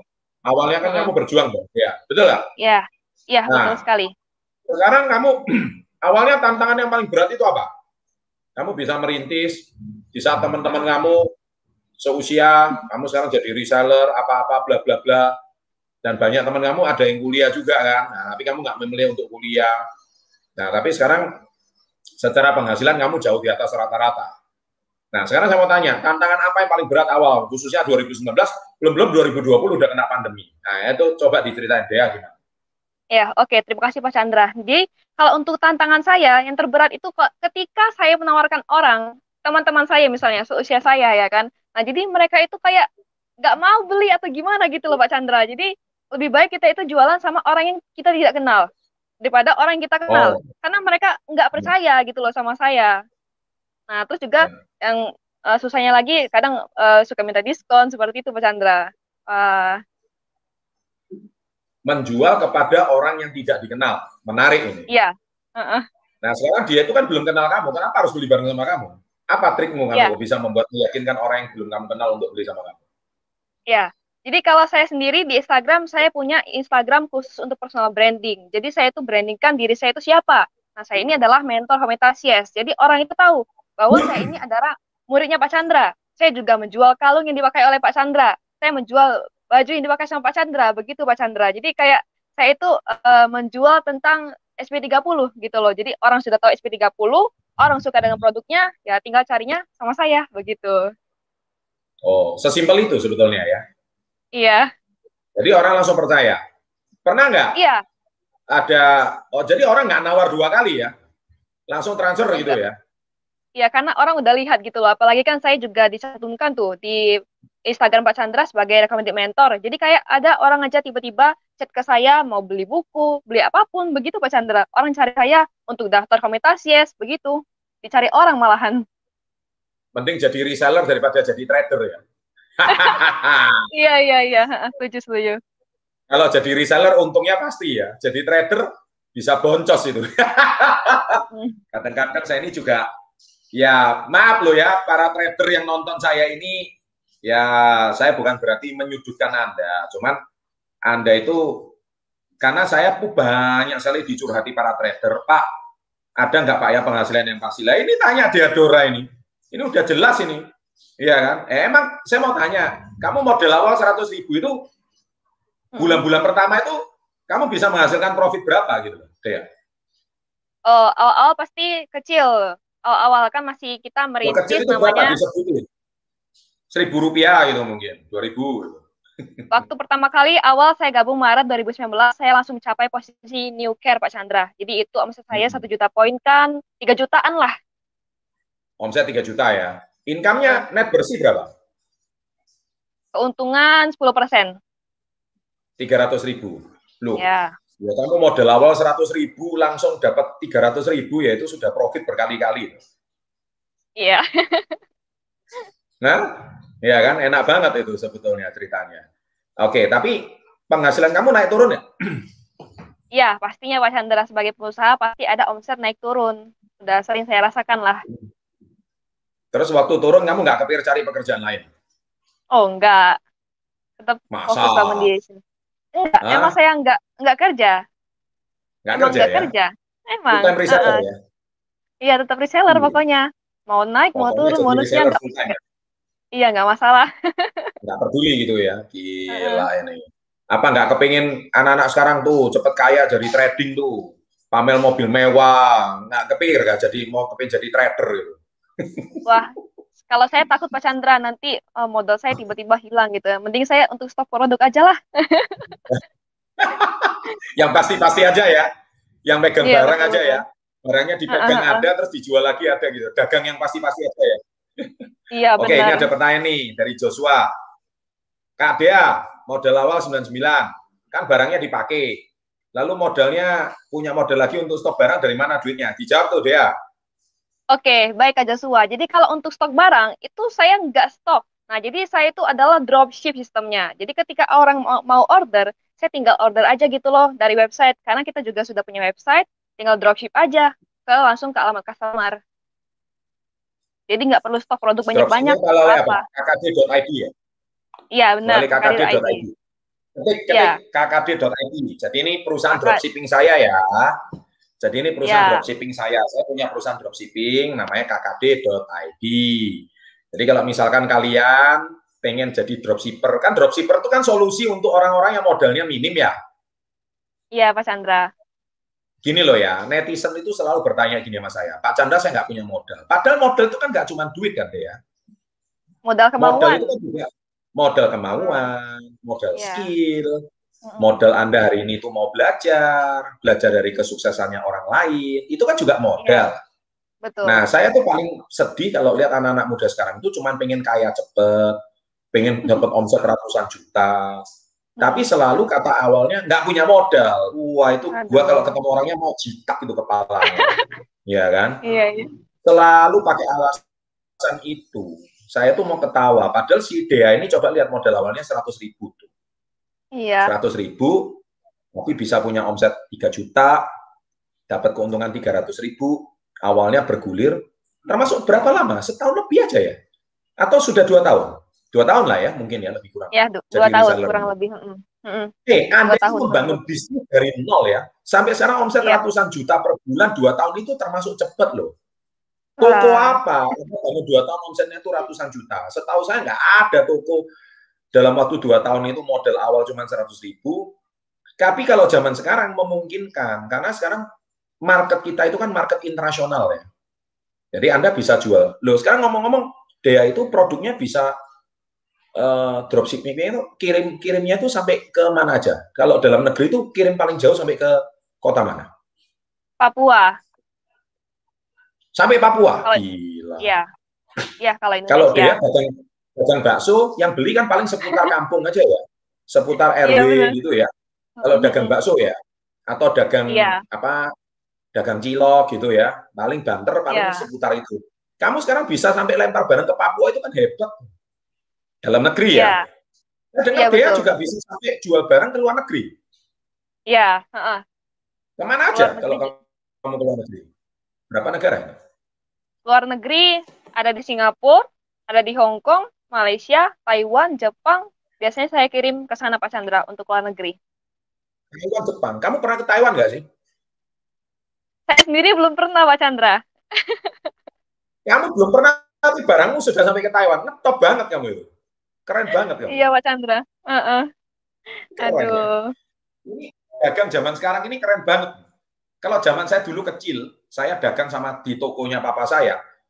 Ya, papa saya jualan di Surabaya, pelanggan paling jauh itu dari Madura. Madura itu datang. Madura Surabaya itu kan kurang lebih ya 2 jam lah. Nah, itu pelanggan paling jauh dijual balik ke Madura. Sekarang Dea ini yang usianya masih berapa? 20 ya kamu? 20, betul. Ada netizen ngomong kok wajahnya mirip katanya. Wah, ya rezekimu Dea, wajahnya mirip. Rezeki saya nular ke kamu lah nantilah. Iya. Ya kan? Woi, kamu hebat, usia 20 sampai punya pelanggan ke Taiwan, sampai ke Korea. Itu rata-rata sahabat SB30 atau gimana sih? Iya, betul. Jadi mereka itu memang suka nonton YouTube-nya Pak Chandra, ketemu dengan saya di Instagram, bergabung di komunitas Yes, jadi tim saya Pak Chandra, tim reseller. Jadi sama-sama kita merintis bisnisnya. Iya. Jadi gini ya, saya ini kadang nggak habis pikir dengan anak-anak muda zaman sekarang yang di sosmed, entah itu di Instagram, di Telegram, atau di TikTok, atau bahkan di YouTube, banyak sekali muncul figur-figur mereka itu, kalau anak-anak muda sekarang itu sukanya main trading, main forex, option, dan sebagainya. Tapi ini yang saya panggil ini kan hari ini reseller yang cewek nih. Saya juga punya reseller cowok yang sukses juga. Padahal jadi reseller itu resikonya jauh lebih minim daripada Anda tuh jadi seorang trader. Gitu. Mengapa? Karena sebetulnya modal awal cuma 100.000, Anda mau belajar skillnya, mau belajar, Anda lihat seperti Dea ini, sama sekali punya banyak keterbatasan, dengan modal yang tidak banyak, tapi mau belajar, mau serius, akhirnya sekarang omset bisa ratusan juta. Kalau boleh tahu nih, penghasilan bulan lalu Dea bisa tembus berapa ini kira-kira? Nggak apa-apa, di-share aja. Oh, 10 juta. Weh, ngeri. Kamu bisa tembus 10 juta. Usia 20, baru merintis 2 tahun, income tembus 10 juta. Gaji kamu itu kalau dibanding orang Lubuk Linggau itu UMR-nya berapa itu? Waduh, kecil lah. Apalagi kalau misalnya cuma lulusan SMA kan. Wah, paling 2 jutaan lah. Kamu kalau kerja di counter HP itu paling gajimu berapa? 1 juta paling? Paling 1 juta ya? Iya. Betul ya? Counter HP paling 1 juta ya? Sekarang penghasilan kamu bisa 10 kalinya orang counter HP. Padahal kerjaan kamu itu kan kayak admin loh. Ya, kan? Ketik-ketik aja. Sini, betul ya? Posting sana, posting bener. Sini. Jadi admin aja income 10 juta, ini baru 2 tahun. Ini baru 2 tahun. Kalau 3 tahun, 5 tahun, Wah, ngeri nih jadinya ini. Nah, ini kayaknya banyak di kolom chat sudah mulai rame nih. Kayaknya sudah mulai panas kena Dea ini. Ini ya, nanti Dea jangan kaget kalau dibanjiri pertanyaan ya. Loh ini, aku mau daftar dong, gimana sudah mulai banyak yang tanya. Ya udah, nanti Dea siap-siap kebanjiran chat ya. Ini saya kasih apresiasi, nggak masalah. Terus terutama yang cewek-cewek ya, kalau pengen punya mentor yang cantik kayak Dea ini, yang lugas, yang ramah, nah silakan kontak. Nanti saya juga panggil satu figur cowok, ya. Ketik namanya Adrian. Wah, Adrian. Baik Dea, saya rasa cukup sharing kita pada siang hari ini. Thank you banget, congratulations untuk kamu yang income-nya bisa capai 10 juta bulan lalu. Dan omsetnya sudah ratusan juta, luar biasa. Saya seneng banget. Saya paling seneng kalau lihat anak-anak muda kayak kamu ini semangat ya. Dan akhirnya saya tujuannya mendirikan channel Success Before 30 ini berhasil. Gitu, ya. Sudah punya tabungan emas nggak kita Mas ya? Ya. Ada dong. Woi, keren. Uangnya disimpan ya, ditabung ya. Iya Pak Chandra. Jangan ditradingkan ya. Jangan trading mas, mending cari uang dari dropshipper ke Indonesia aja, reseller. Sisa uangnya betul. Lebih taruh di Mas ya, gitu ya. Iya. Top. Hebat luar biasa Dea. Selalu. Ya. Oke Pak Chandra, terima kasih. Ya. Salam hebat luar biasa. Ya. Nah, itulah tadi saya ngobrol sama salah seorang reseller, namanya Dea ya. Nah, sekarang saya pengen ngobrol lagi sama satu orang reseller saya juga. Ya, reseller saya ini juga seorang yang sukses. Kalau tadi cewek, ini cowok. Ini usianya juga 20. Saya senang sama orang usia 20. Daun-daun muda ini saya suka banget. Suka daun muda saya. Ya kan? Ini hari ini enak ya. Saya mau panggil satu orang reseller saya sambil saya menunggu beliau. Saya panggil Adriante ya. Adrian, tolong masuk. Saya mau persilahkan Anda untuk saya ajak sharing. Ya, sambil kita menunggu saudara Adrian masuk, saya sudah kirim linknya. Saya pengen bacakan lagi beberapa pertanyaan di kolom komen. Wah, hari ini kita sharingnya cukup lama ini. Kita bisa ngobrol banyak ini. Asik. Karena saya live ini tujuannya satu, memberikan solusi kepada para sahabat SP30. Ini saya kalau nggak usah pakai lampu bisa nggak? Ya, jadi saya dinyalain itu aja, lampu belakang aja. Ya. Nah, sip. Nah, gini saya juga lebih enak. Jadi, saya mau pengen. Tadi ada yang tanya gini anak-anak muda ini di kolom komen ini. Ya, saya mau bacain satu.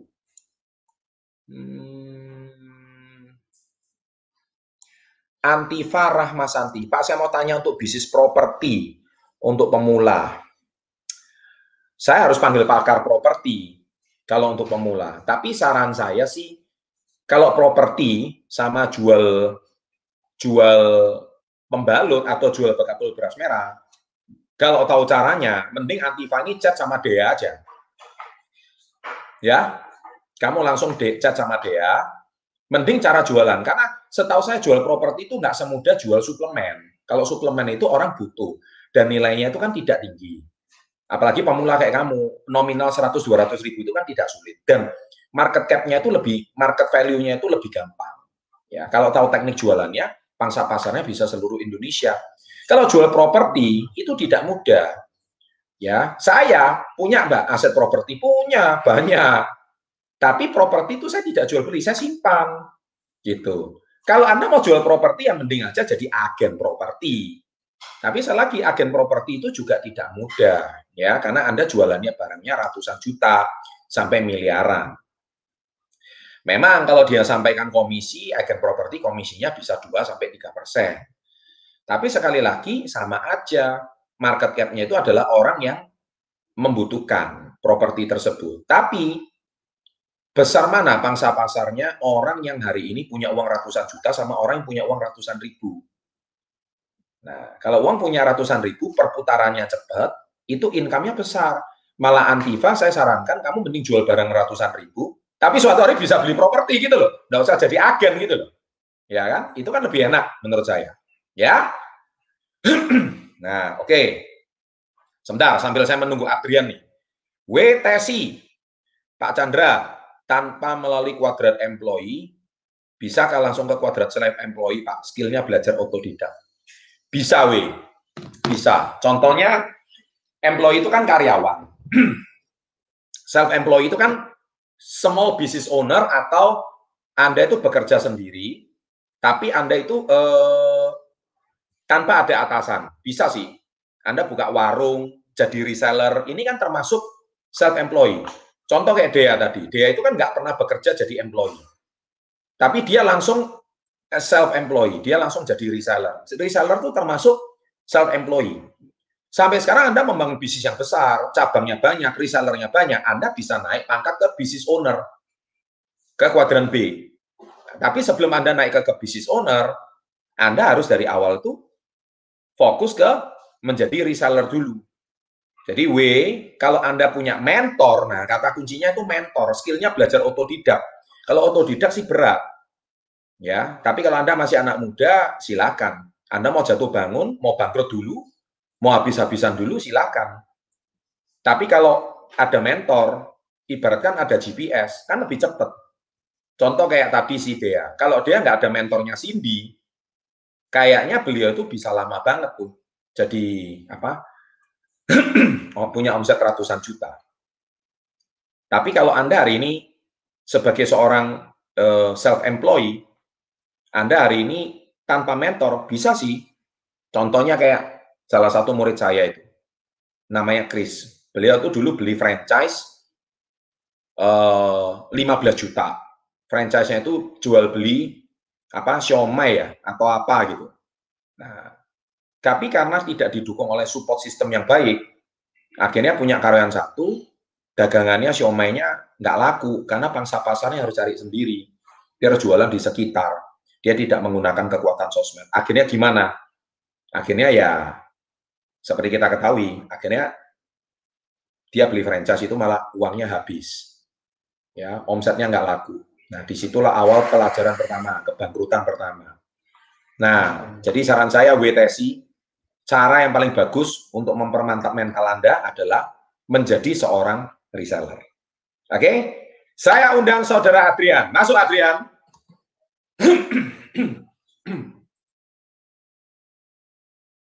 Woi, salam hebat luar biasa. Salam luar biasa Pak Chandra.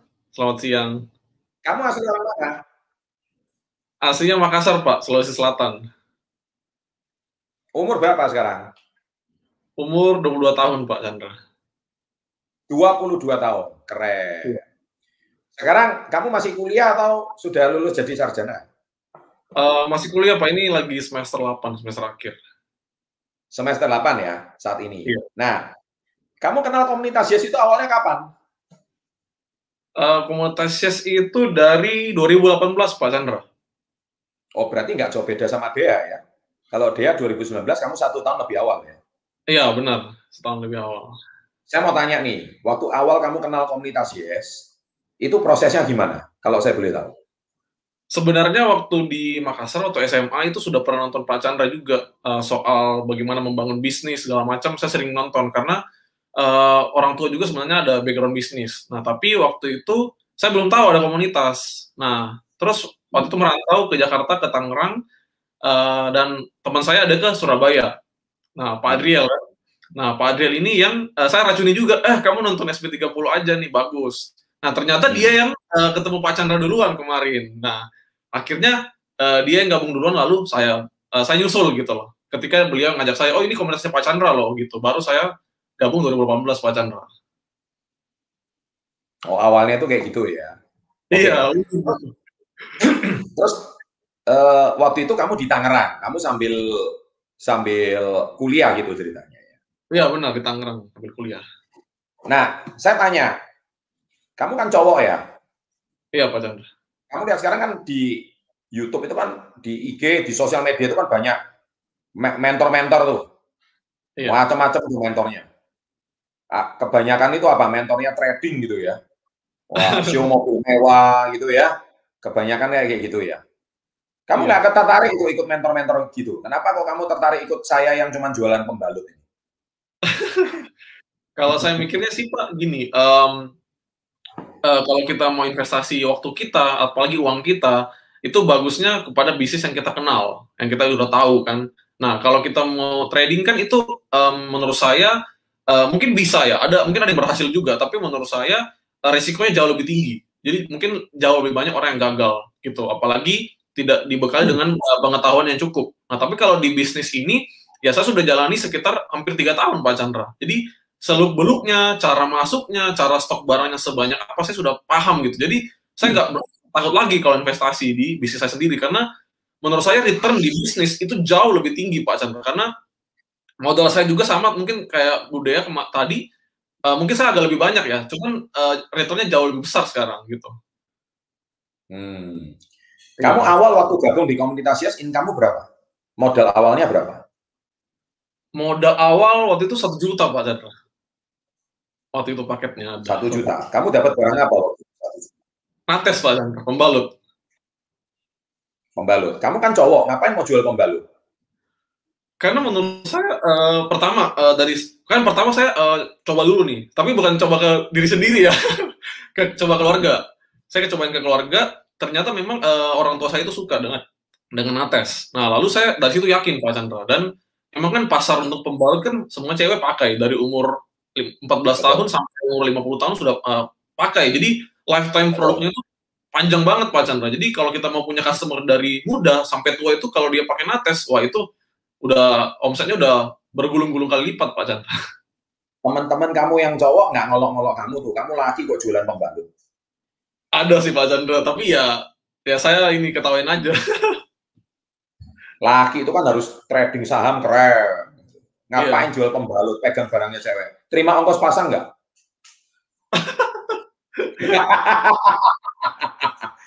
Ada kata-kata yang seperti itu ya, yang menyentil ego Anda sebagai seorang laki gitu. Kalau cewek deh ya, tadi lain cerita. Kamu pernah nggak dikerjain kayak gitu sama teman-teman? Pernah Pak Chandra. Terus gimana perasaan kamu? Ego kamu tersentil ya? Gitu? Wah pasti dong. Tapi ya namanya kita ini kan ya kita bangun hubungan sama customer ya. Jadi kita responnya dengan baik aja. Kita ketawa aja, kita senyum aja gitu. Gitu ya? Oke. Iya. Nah, kamu 1 juta. Terus bulan-bulan awal itu kamu langsung balik modal nggak gitu? Dari modal yang kamu keluarin. Kamu langsung bisa jualan nggak? Kan kamu bingung mau jualan kemana? Kamu jualannya kemana aja sih? Awal-awal itu saya langsung chat semua teman saya Pak Chandra. Apalagi teman-teman di kampus kan. Karena di kampus saya juga salah satu kampus swasta. Jadi mungkin orang-orangnya punya buying power lah ya. Nah, jadi waktu itu saya chat satu-satu, ada yang beli, ada yang enggak, ada yang ngolok-ngolok juga. Nah, dari situ sebenarnya akhirnya bisa muter dari situ. Jadi bulan kedua, bulan ketiga, waktu itu saya ingat mungkin bulan ketiga waktu itu Pak, baru saya capai sekitar 4-5 juta omset waktu itu. Emang agak tersendat di awal gitu. Karena memang saya orangnya dulu punya mental block di ngomong Pak Chandra. Kamu pemalu ya? Iya, saya malu, apalagi sama cewek Pak Chandra. Pemalu sama cewek ya. Sekarang kamu cewek mungkin antri kepengen jadi pacar lu kali. Oke, ngobrol soal temen. Kamu jual ke teman. Semua beli nggak sih teman-teman itu? Wah, paling cuma 10-20% Pak Chandra. Nah, berarti banyak kan nolak ya? Banyak kan nolak. Nah, berarti banyak orang reseller di awal, mereka itu kalau jual kepada orang terdekat ditolak, terus mereka langsung membuat keputusan bahwa bisnis ini nggak jalan gitu ya. Iya, oh, jualannya ini barang yang sulit gitu ya. Terus kamu kok memilih terus bertahan, kenapa? Kok nggak nyerah gitu? Pertama karena ada mentor dan komunitas Pak. Jadi kalau kita ngedown, kita lagi turun, ya pasti kan kita konsultasi dong, ya. Jadi banyak orang mungkin kalau lagi ngedown itu carinya teman-teman yang kurang bagus ya, kurang benar. Jadi mereka terpengaruh hal-hal yang negatif. Nah kalau saya kemarin konsultasi ke mentor saya, oh ini kenapa nggak bisa laku? Jadi memang dari kecil saya udah dilatih sama orang tua juga kayak selalu cari solusinya, bukan kita cari alasan kenapa nggak bisa gitu. Jadi kita cari solusi gitu. Saya tertarik dengan kamu tadi bilang kamu cari mentor. Iya. Jadi ketika kamu hari ini menemukan kendala, kamu menemukan orang yang tepat untuk menemukan permasalahan kamu. Iya. Sedangkan kebanyakan lingkungan kita, termasuk di kolom chat ini, mereka itu menemukan jawaban dari orang-orang yang gagal juga. Menemukan jawaban dari orang-orang yang tidak berpengalaman, dan akhirnya mereka mengambil kesimpulan sendiri bahwa usaha ini nggak jalan. Kurang lebih seperti itu ya. Benar.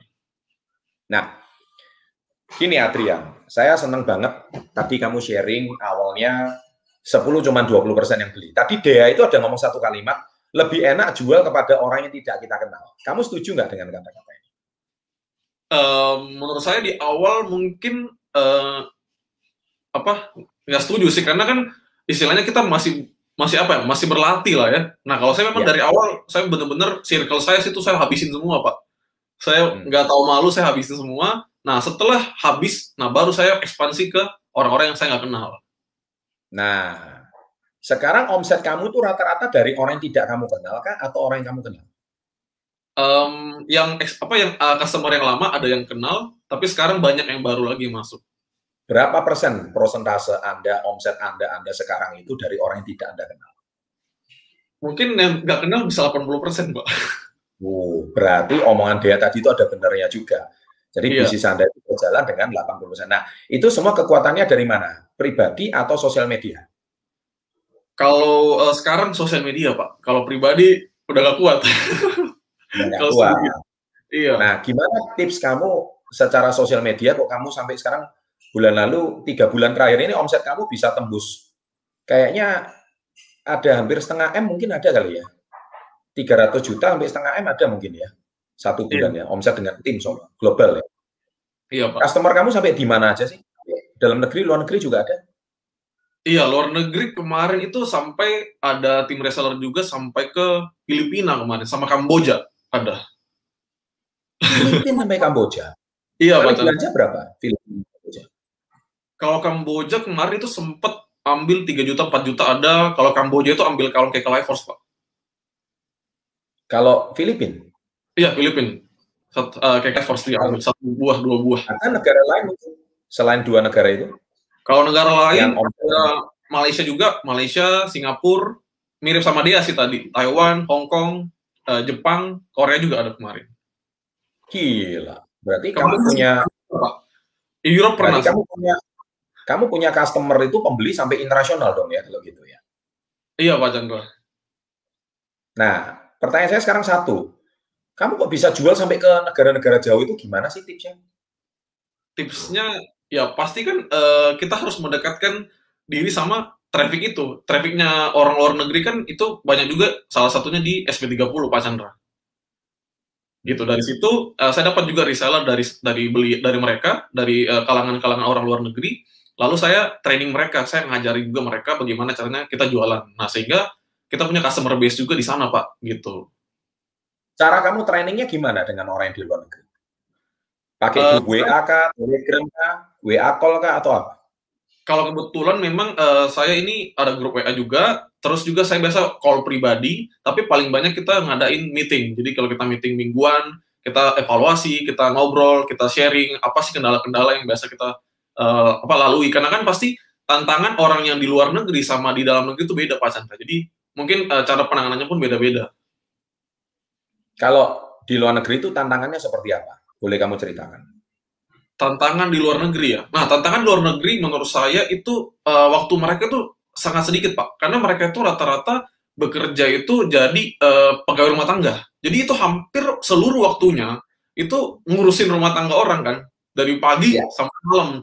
Nah, jadi mereka itu punya waktu, biasa saya bahkan pernah mentoring itu sampai jam 1 malam, jam 2 malam, karena mereka baru selesai kerja jam 10, Pak Chandra. Gitu, jadi itu tantangan terbesar mereka. Dan yang kedua adalah gaji mereka yang besar, mereka itu tergoda untuk istilahnya investasi yang cepat kaya lah, istilah yang tadi Pak Chandra bilang gitu. Itu banyak juga. Kayanya biasanya mereka lari kemana duit-duitnya? Kebanyakan yang kamu investasi bodong atau perusahaan-perusahaan yang yaitu menjanjikan banyak return setahun berapa persen gitu kan, itu banyak juga yang seperti itu saya lihat. Banyak yang kayak gitu ya. Dan mereka terpikat dengan janji-janji manis ya. Iya. Oke, daripada uangnya habis kerja di negara jauh-jauh, lebih baik kan uangnya didagangkan, jual beli barang, toh mereka lebih menghasilkan kan gitu ya. Benar Pak Chandra. Keren. Nih ngomong-ngomong nih Adrian nih, selama 3 bulan ini, 1 bulan bisa dapat berapa ini dari komunitas Yes? Kemarin. Lebih dari umur saya Pak Chandra. Umur kamu sekarang berapa? 22? Iya. Keren. Income-nya 1 bulan lebih dari umurnya. Kamu belum lulus kuliah ya? Gaji kamu lebih besar dari dekan kamu, jangan-jangan kamu. Nggak tahu sih Pak Chandra. Soalnya yang cocok jadi dekan siapa? Kamu atau dia? Gitu. Selamat nih Adrian, income-nya sudah mencapai 10 digit. Saya seneng banget ini kalau dengar murid-murid saya. Padahal baru 3 tahun ya, kamu di komunitas Yes ya. 2018. Tapi pernah nggak sih, kamu mau berhenti dari reseller komunitas Yes ini? Pernah nggak sih? Kamu merasa kayaknya berat, kamu merasa ada tantangan, ada pekerjaan lain yang kayaknya lebih menarik gitu. Kalau saya kalau rasa berat pasti pernah ngelaluin sih Pak.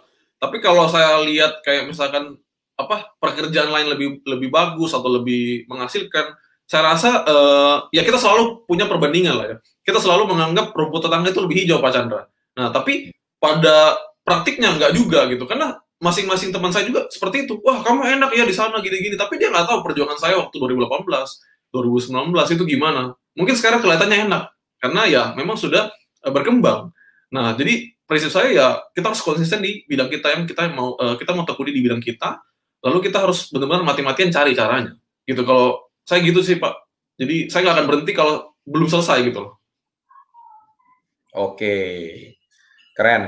Berarti kamu itu orangnya punya prinsip. Nah anak muda itu harus punya prinsip kayak Dea sama Adrian ini. Tawaran di luar itu banyak banget ya, apalagi sekarang itu kan emang kamu ikut Pak Chandra karena saya pakai Ferrari ya? Enggak Pak Chandra. Enggak kan? Emang kamu ikut saya itu karena saya hari ini pamer jam tangan mewah kan? Enggak Pak Chandra. Kan kemarin Pak Chandra pamer. Enggak ada. Kenapa? Pak Chandra kan dulu enggak ada. Ya bukan pamer gitu. Karena value-nya Pak Chandra sendiri. Gitu ya. Oke. Jadi kalau kamu ikut saya gara-gara jam tangan mewah atau mobil mewah, bukan salah loh ya. Saya juga punya jam tangan, saya juga punya mobil sport, tapi nggak pernah saya pamerin, biasa aja. Tapi kalau orang cuma lihat gara-gara itu, ya saya khawatir mental Anda itu mental pengen kaya cepat. Ya, tapi Anda itu tidak dibangun secara fondasi. Kalau fondasi atau fundamentalnya itu bagus, niscaya kalian akan lebih bagus. Nah, itu sih saran saya. Adrian, thank you ya. Hari ini sudah hadir di live YouTube Success Before 30. Dan ini kalau saya publish kayaknya 24 jam bisa ditonton puluhan ribu orang ini. Ini keren. Terima kasih Ya, Pak. jadi silakan kalau yang cewek mau chat Dea silakan, cowok mau chat Adrian silakan. Ini mentor-mentor muda ini. Usianya masih muda banget ya. Sukses ya Adrian. Semoga omsetnya naik terus. Kalau perlu saya doakan nanti ada tambah 1 0 di belakang lagi penghasilannya. Amin, Pak Chandra. Sukses juga buat Pak Chandra. Sukses. Terima kasih. Salam hebat luar biasa.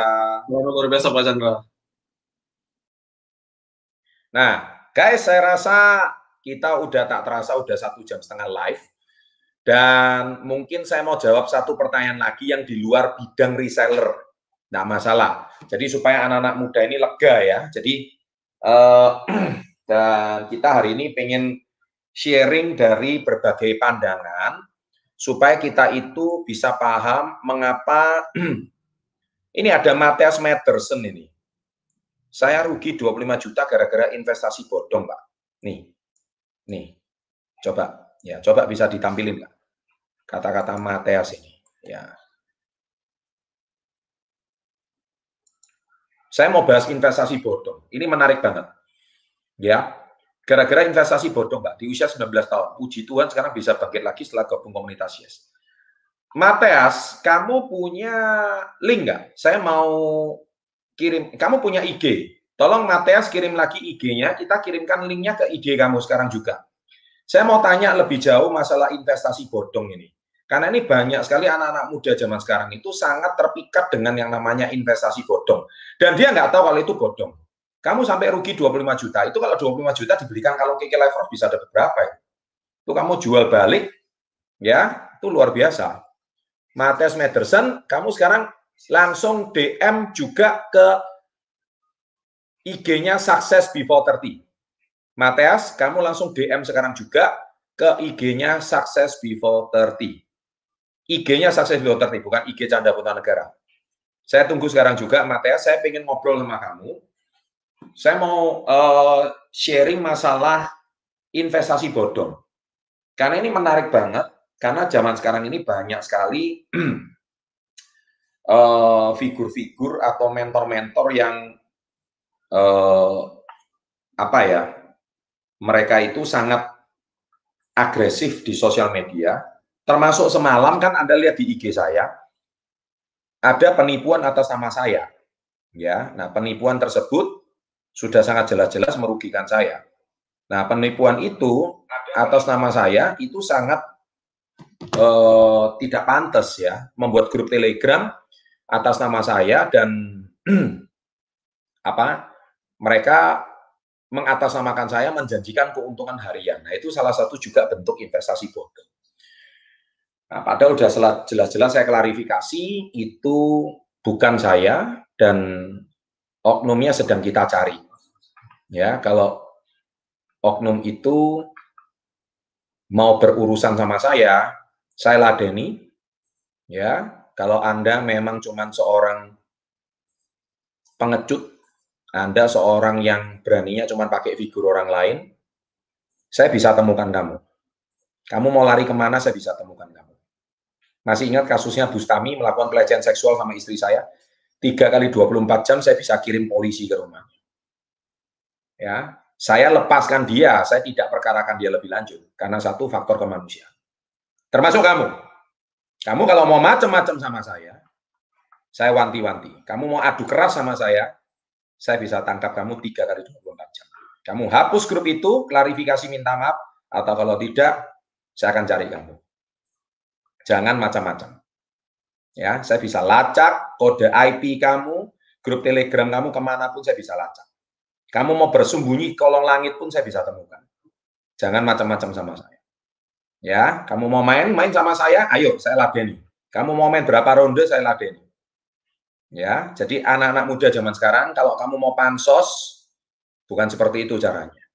Ya, kamu mau kaya raya mendadak, caranya itu yang benar, bukan dengan cara yang tidak baik.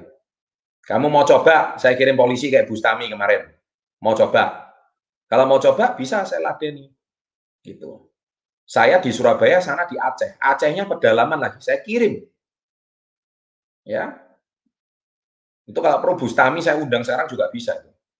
Tapi buat apa? Sudahlah. Ya. Saya perkarakan dia itu untuk makan hari-hari aja susah kok. Untuk uang sehari-hari makan aja susah kok mau saya penjara. Ngapain? Ya kan? Tapi bukan berarti saya tidak bisa menemukan kalian. Ya, oke. Jadi jangan main-main sama saya. Saya ulangi ya. Kamu mau pakai Telegram, mau pakai namanya pun Chandra Putra Negara, pakai H. Sejak kapan nama saya ada H-nya itu? Ya, saya masih berikan batas waktu. Ya, jangan sampai ada orang salah transfer masuk ke rekening kamu pakai nama saya, mau macam-macam sama saya. Mau adu keras sama saya. Ya kan? Bukan begitu caranya. Goblok itu jangan dipelihara, ngerti nggak? Ya, goblok itu dibuang, jangan dipelihara. Ya, saya ini sudah cukup sabar, jangan bikin saya marah. Ya, membangun generasi bangsa ini tidak mudah. Ya, kamu mau ngerusak generasi bangsa, dasar kamu itu otaknya sudah rusak. Oke, Mathias, saya persilakan masuk ke dalam. Oke, Pak. Terima kasih. Mathias, waktunya, Pak. Salam hebat luar biasa. Siap. Kamu dari mana? Salam hebat luar biasa. Saya dari Sintang, Kalimantan Barat ini, Pak. Sintang, Kalimantan Barat. Itu sama Pontianak jauh nggak? Kurang lebih 8 jam, Pak. 8 jam. Berarti kamu sudah dekat Malaysia. Mentor kamu siapa ya? Pak Asep Mirat. Oh, dari Pak Asep Miras. Mathias, tadi saya tertarik kamu bicara soal investasi bodong 25 juta. Kalau saya boleh tahu itu kamu kena tipu apa itu? Kena tipu investasi piramid scam, Pak.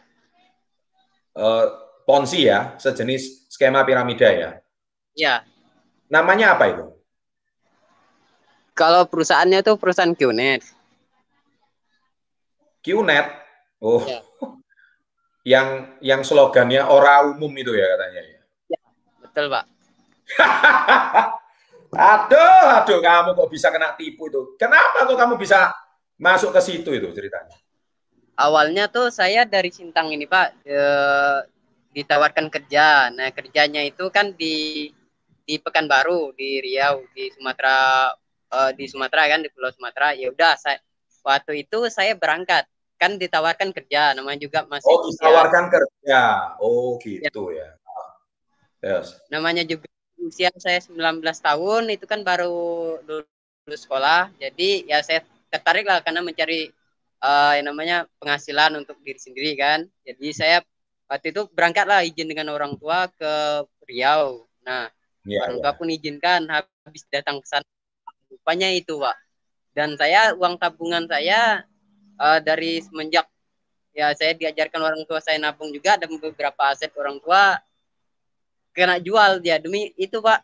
Ya demi untuk gabung itu, dan alhasil kurang lebih 25 juta saya habis, Pak. Jadi orang tua sampai jual aset. Jual aset apa aja yang dijual orang tua kok sampai 25 juta itu? Jual tanah, Pak. Dengan jual motor saya pribadi pun saya jual. Aduh, ya ampun. Top saya jual. 25 juta sampai jual tanah, jual apa demi supaya kamu bisa kerja ke Pekanbaru. Dan ya, Pak. Ya, enggak, sinyal kamu kurang bagus. Kamu jangan gerak-gerak. Jadi kamu standby aja. Berarti kamu sampai jual aset tanah orang tua 25 juta itu hanya untuk kamu itu bisa berangkat ke Pekanbaru gitu ceritanya. Bukan, itu waktu saya udah di Pekanbaru, Pak. Oh, kamu di Pekanbaru. Oke. Waktu kamu di Pekanbaru, kamu disuruh invest modal. Saya berangkat dari gitu. Ini pakai uang pribadi, hasil saya kerja juga. Sebelum saya ke... Iya.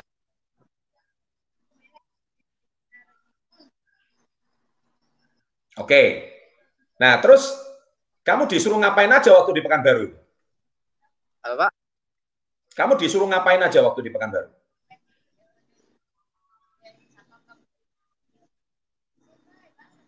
Ya, apa,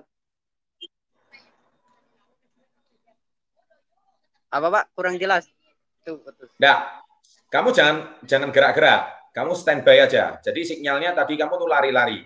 Sewaktu di Pekanbaru kamu tuh disuruh ngapain aja, Mateas?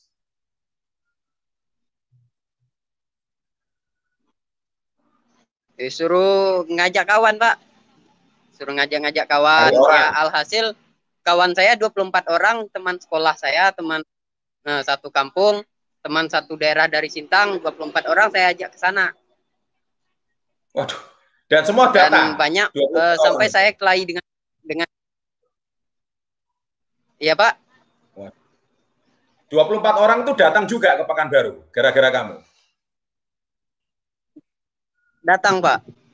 Datang semuanya. Mati. Karena dijanjiin kerja itu ya ceritanya. Dan iya, dan waktu itu ya saya sampai kelahi dengan kawan saya, dengan akrab dari semenjak SMK saya sekolah 3 tahun. Habis itu pas gabung itu ya saya kelahi gitu kan. Wah, ini hubungan pertemanan pun jadi hancur gitu, Pak.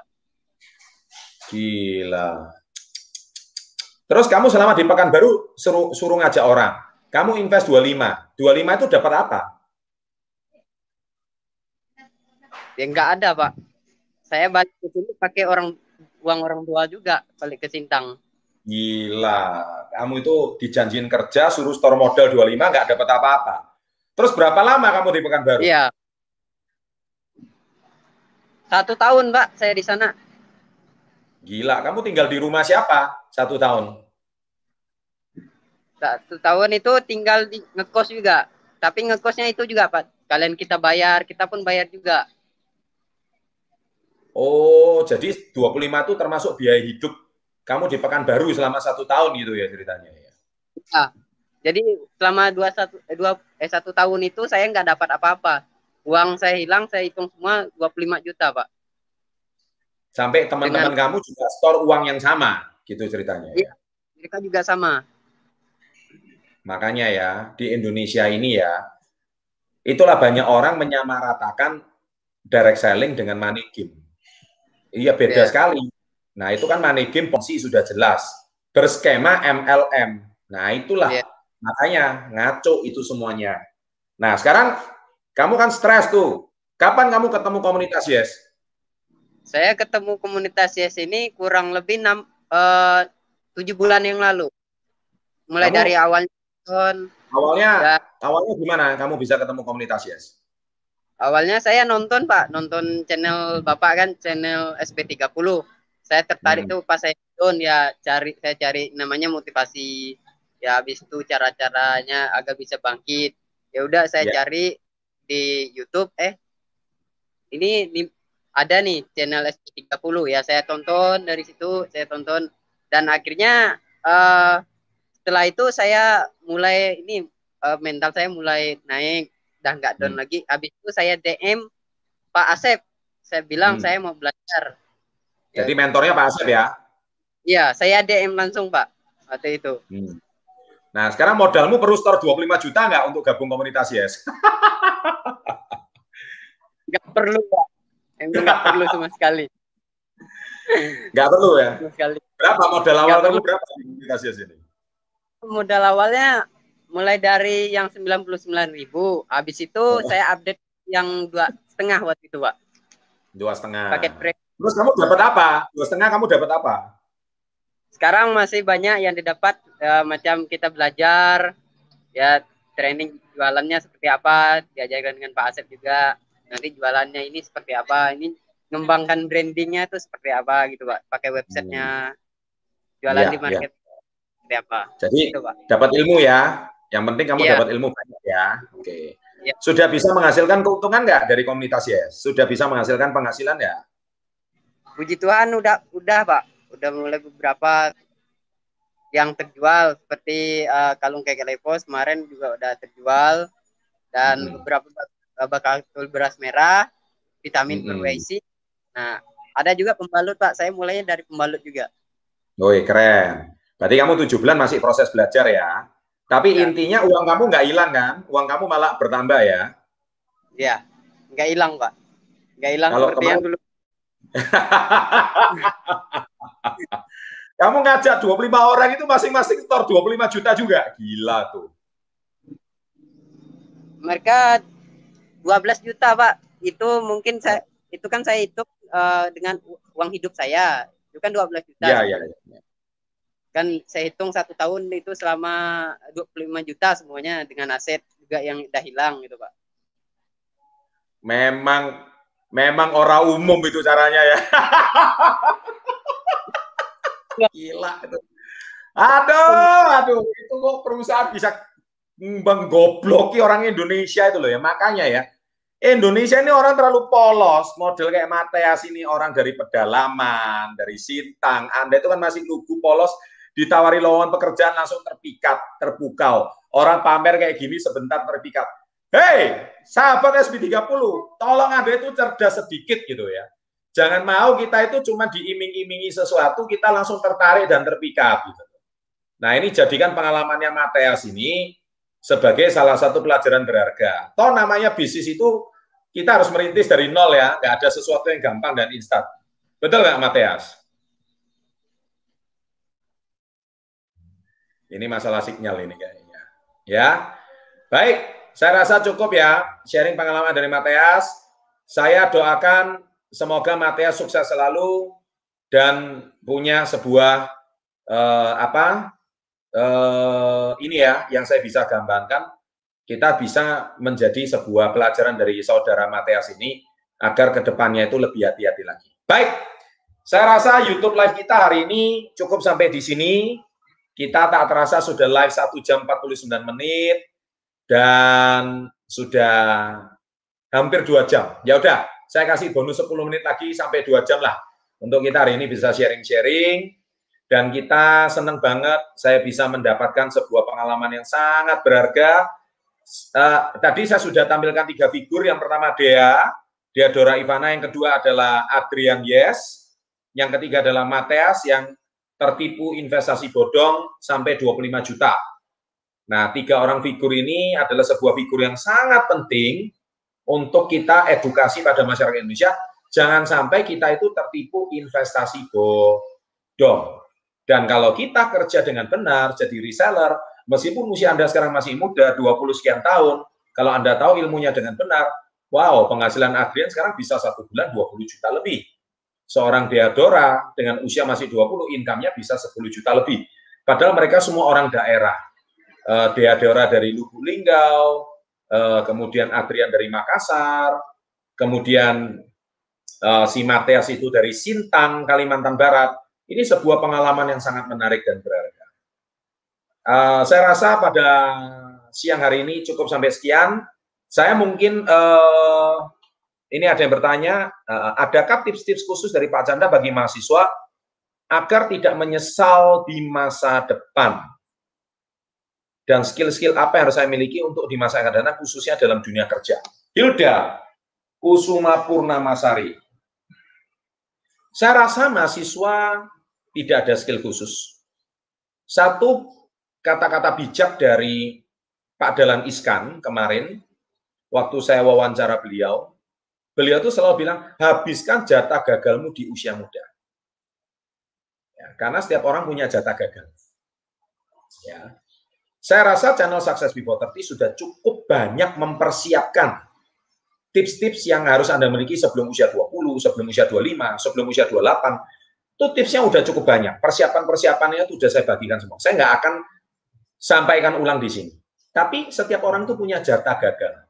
Nah, jatah gagal itulah yang harus Anda habiskan di usia muda. Nah, ketika usia muda Anda sudah habiskan banyak jatah gagal tersebut, niscaya sewaktu Anda usia 30 ke atas, hidup Anda akan jauh lebih ringan dibandingkan usia muda. Seperti kayak kisahnya Mateas tadi. Beliau orang polos dari pedalaman Sintang, Kalimantan Barat. Cuman diiming-imingi kerja, tapi beliau harus menghabiskan jatah gagal 25 juta. Memang berat sampai harus menghabiskan menjual tanah dan sebagainya. Tapi jadikan pengalaman itu sebagai sebuah pengalaman berharga agar ke depannya tidak lagi terjadi sebuah kesalahan yang sama. Hilda, pesan saya, tidak ada satu rumus yang pasti untuk masa depan. Ya, tapi hanya satu yang pasti, kamu harus jalani. Ya, kamu harus jalani, kamu harus lalui. Kita cuma bisa memberikan nasihat. Kamu harus jalani sendiri, kamu harus alami sendiri, kamu harus lewati sendiri. Dengan demikian jatah gagalnya itu akan kamu habiskan. Ya, saya rasa live hari ini sangat luar biasa. Semoga ini akan saya publish ya nanti. Akan saya publish. Dan bagi yang tidak bisa menonton, Anda bisa nonton ini selama 2 jam. Dan semoga Q&A kita hari ini sangat bermanfaat. Terima kasih. Saya tutup dengan lagu Komunitas Yes. Sukses selalu dan salam hebat luar biasa.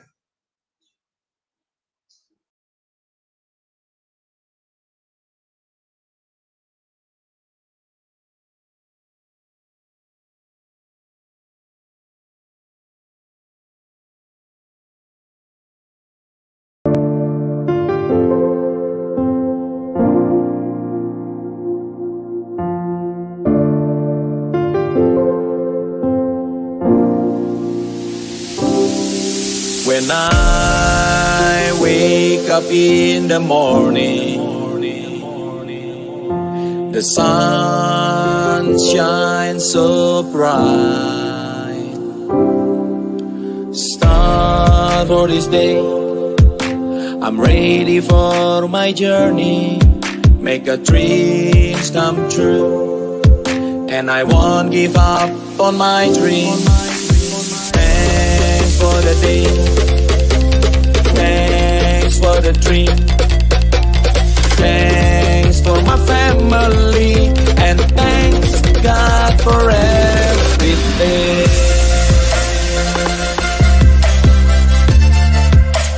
Thanks God for everything. Thanks God for everything.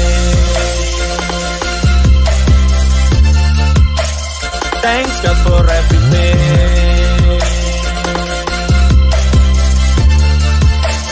Thanks God for everything. I'm trying to change my destiny. Wake up from my sleep. Don't just sit and daydream. Start to run and chase my dream. Thanks to my family, always there to support me. Start from zero, never let me down. Confidence is the main key. Mindset is everything. I've been up and down 1,000 times, fell down. I don't even scare, and now I'm at this point. Always pray, I believe in you. Thank God for everything. Thanks for the day. Thanks for the dream. Thanks for my family, and thanks God for everything.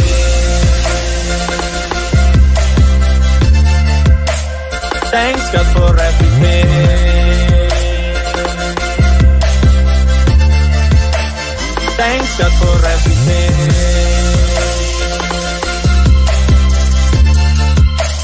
Thanks God for everything.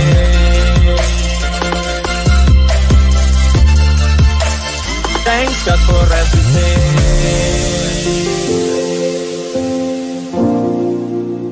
Thanks God for everything.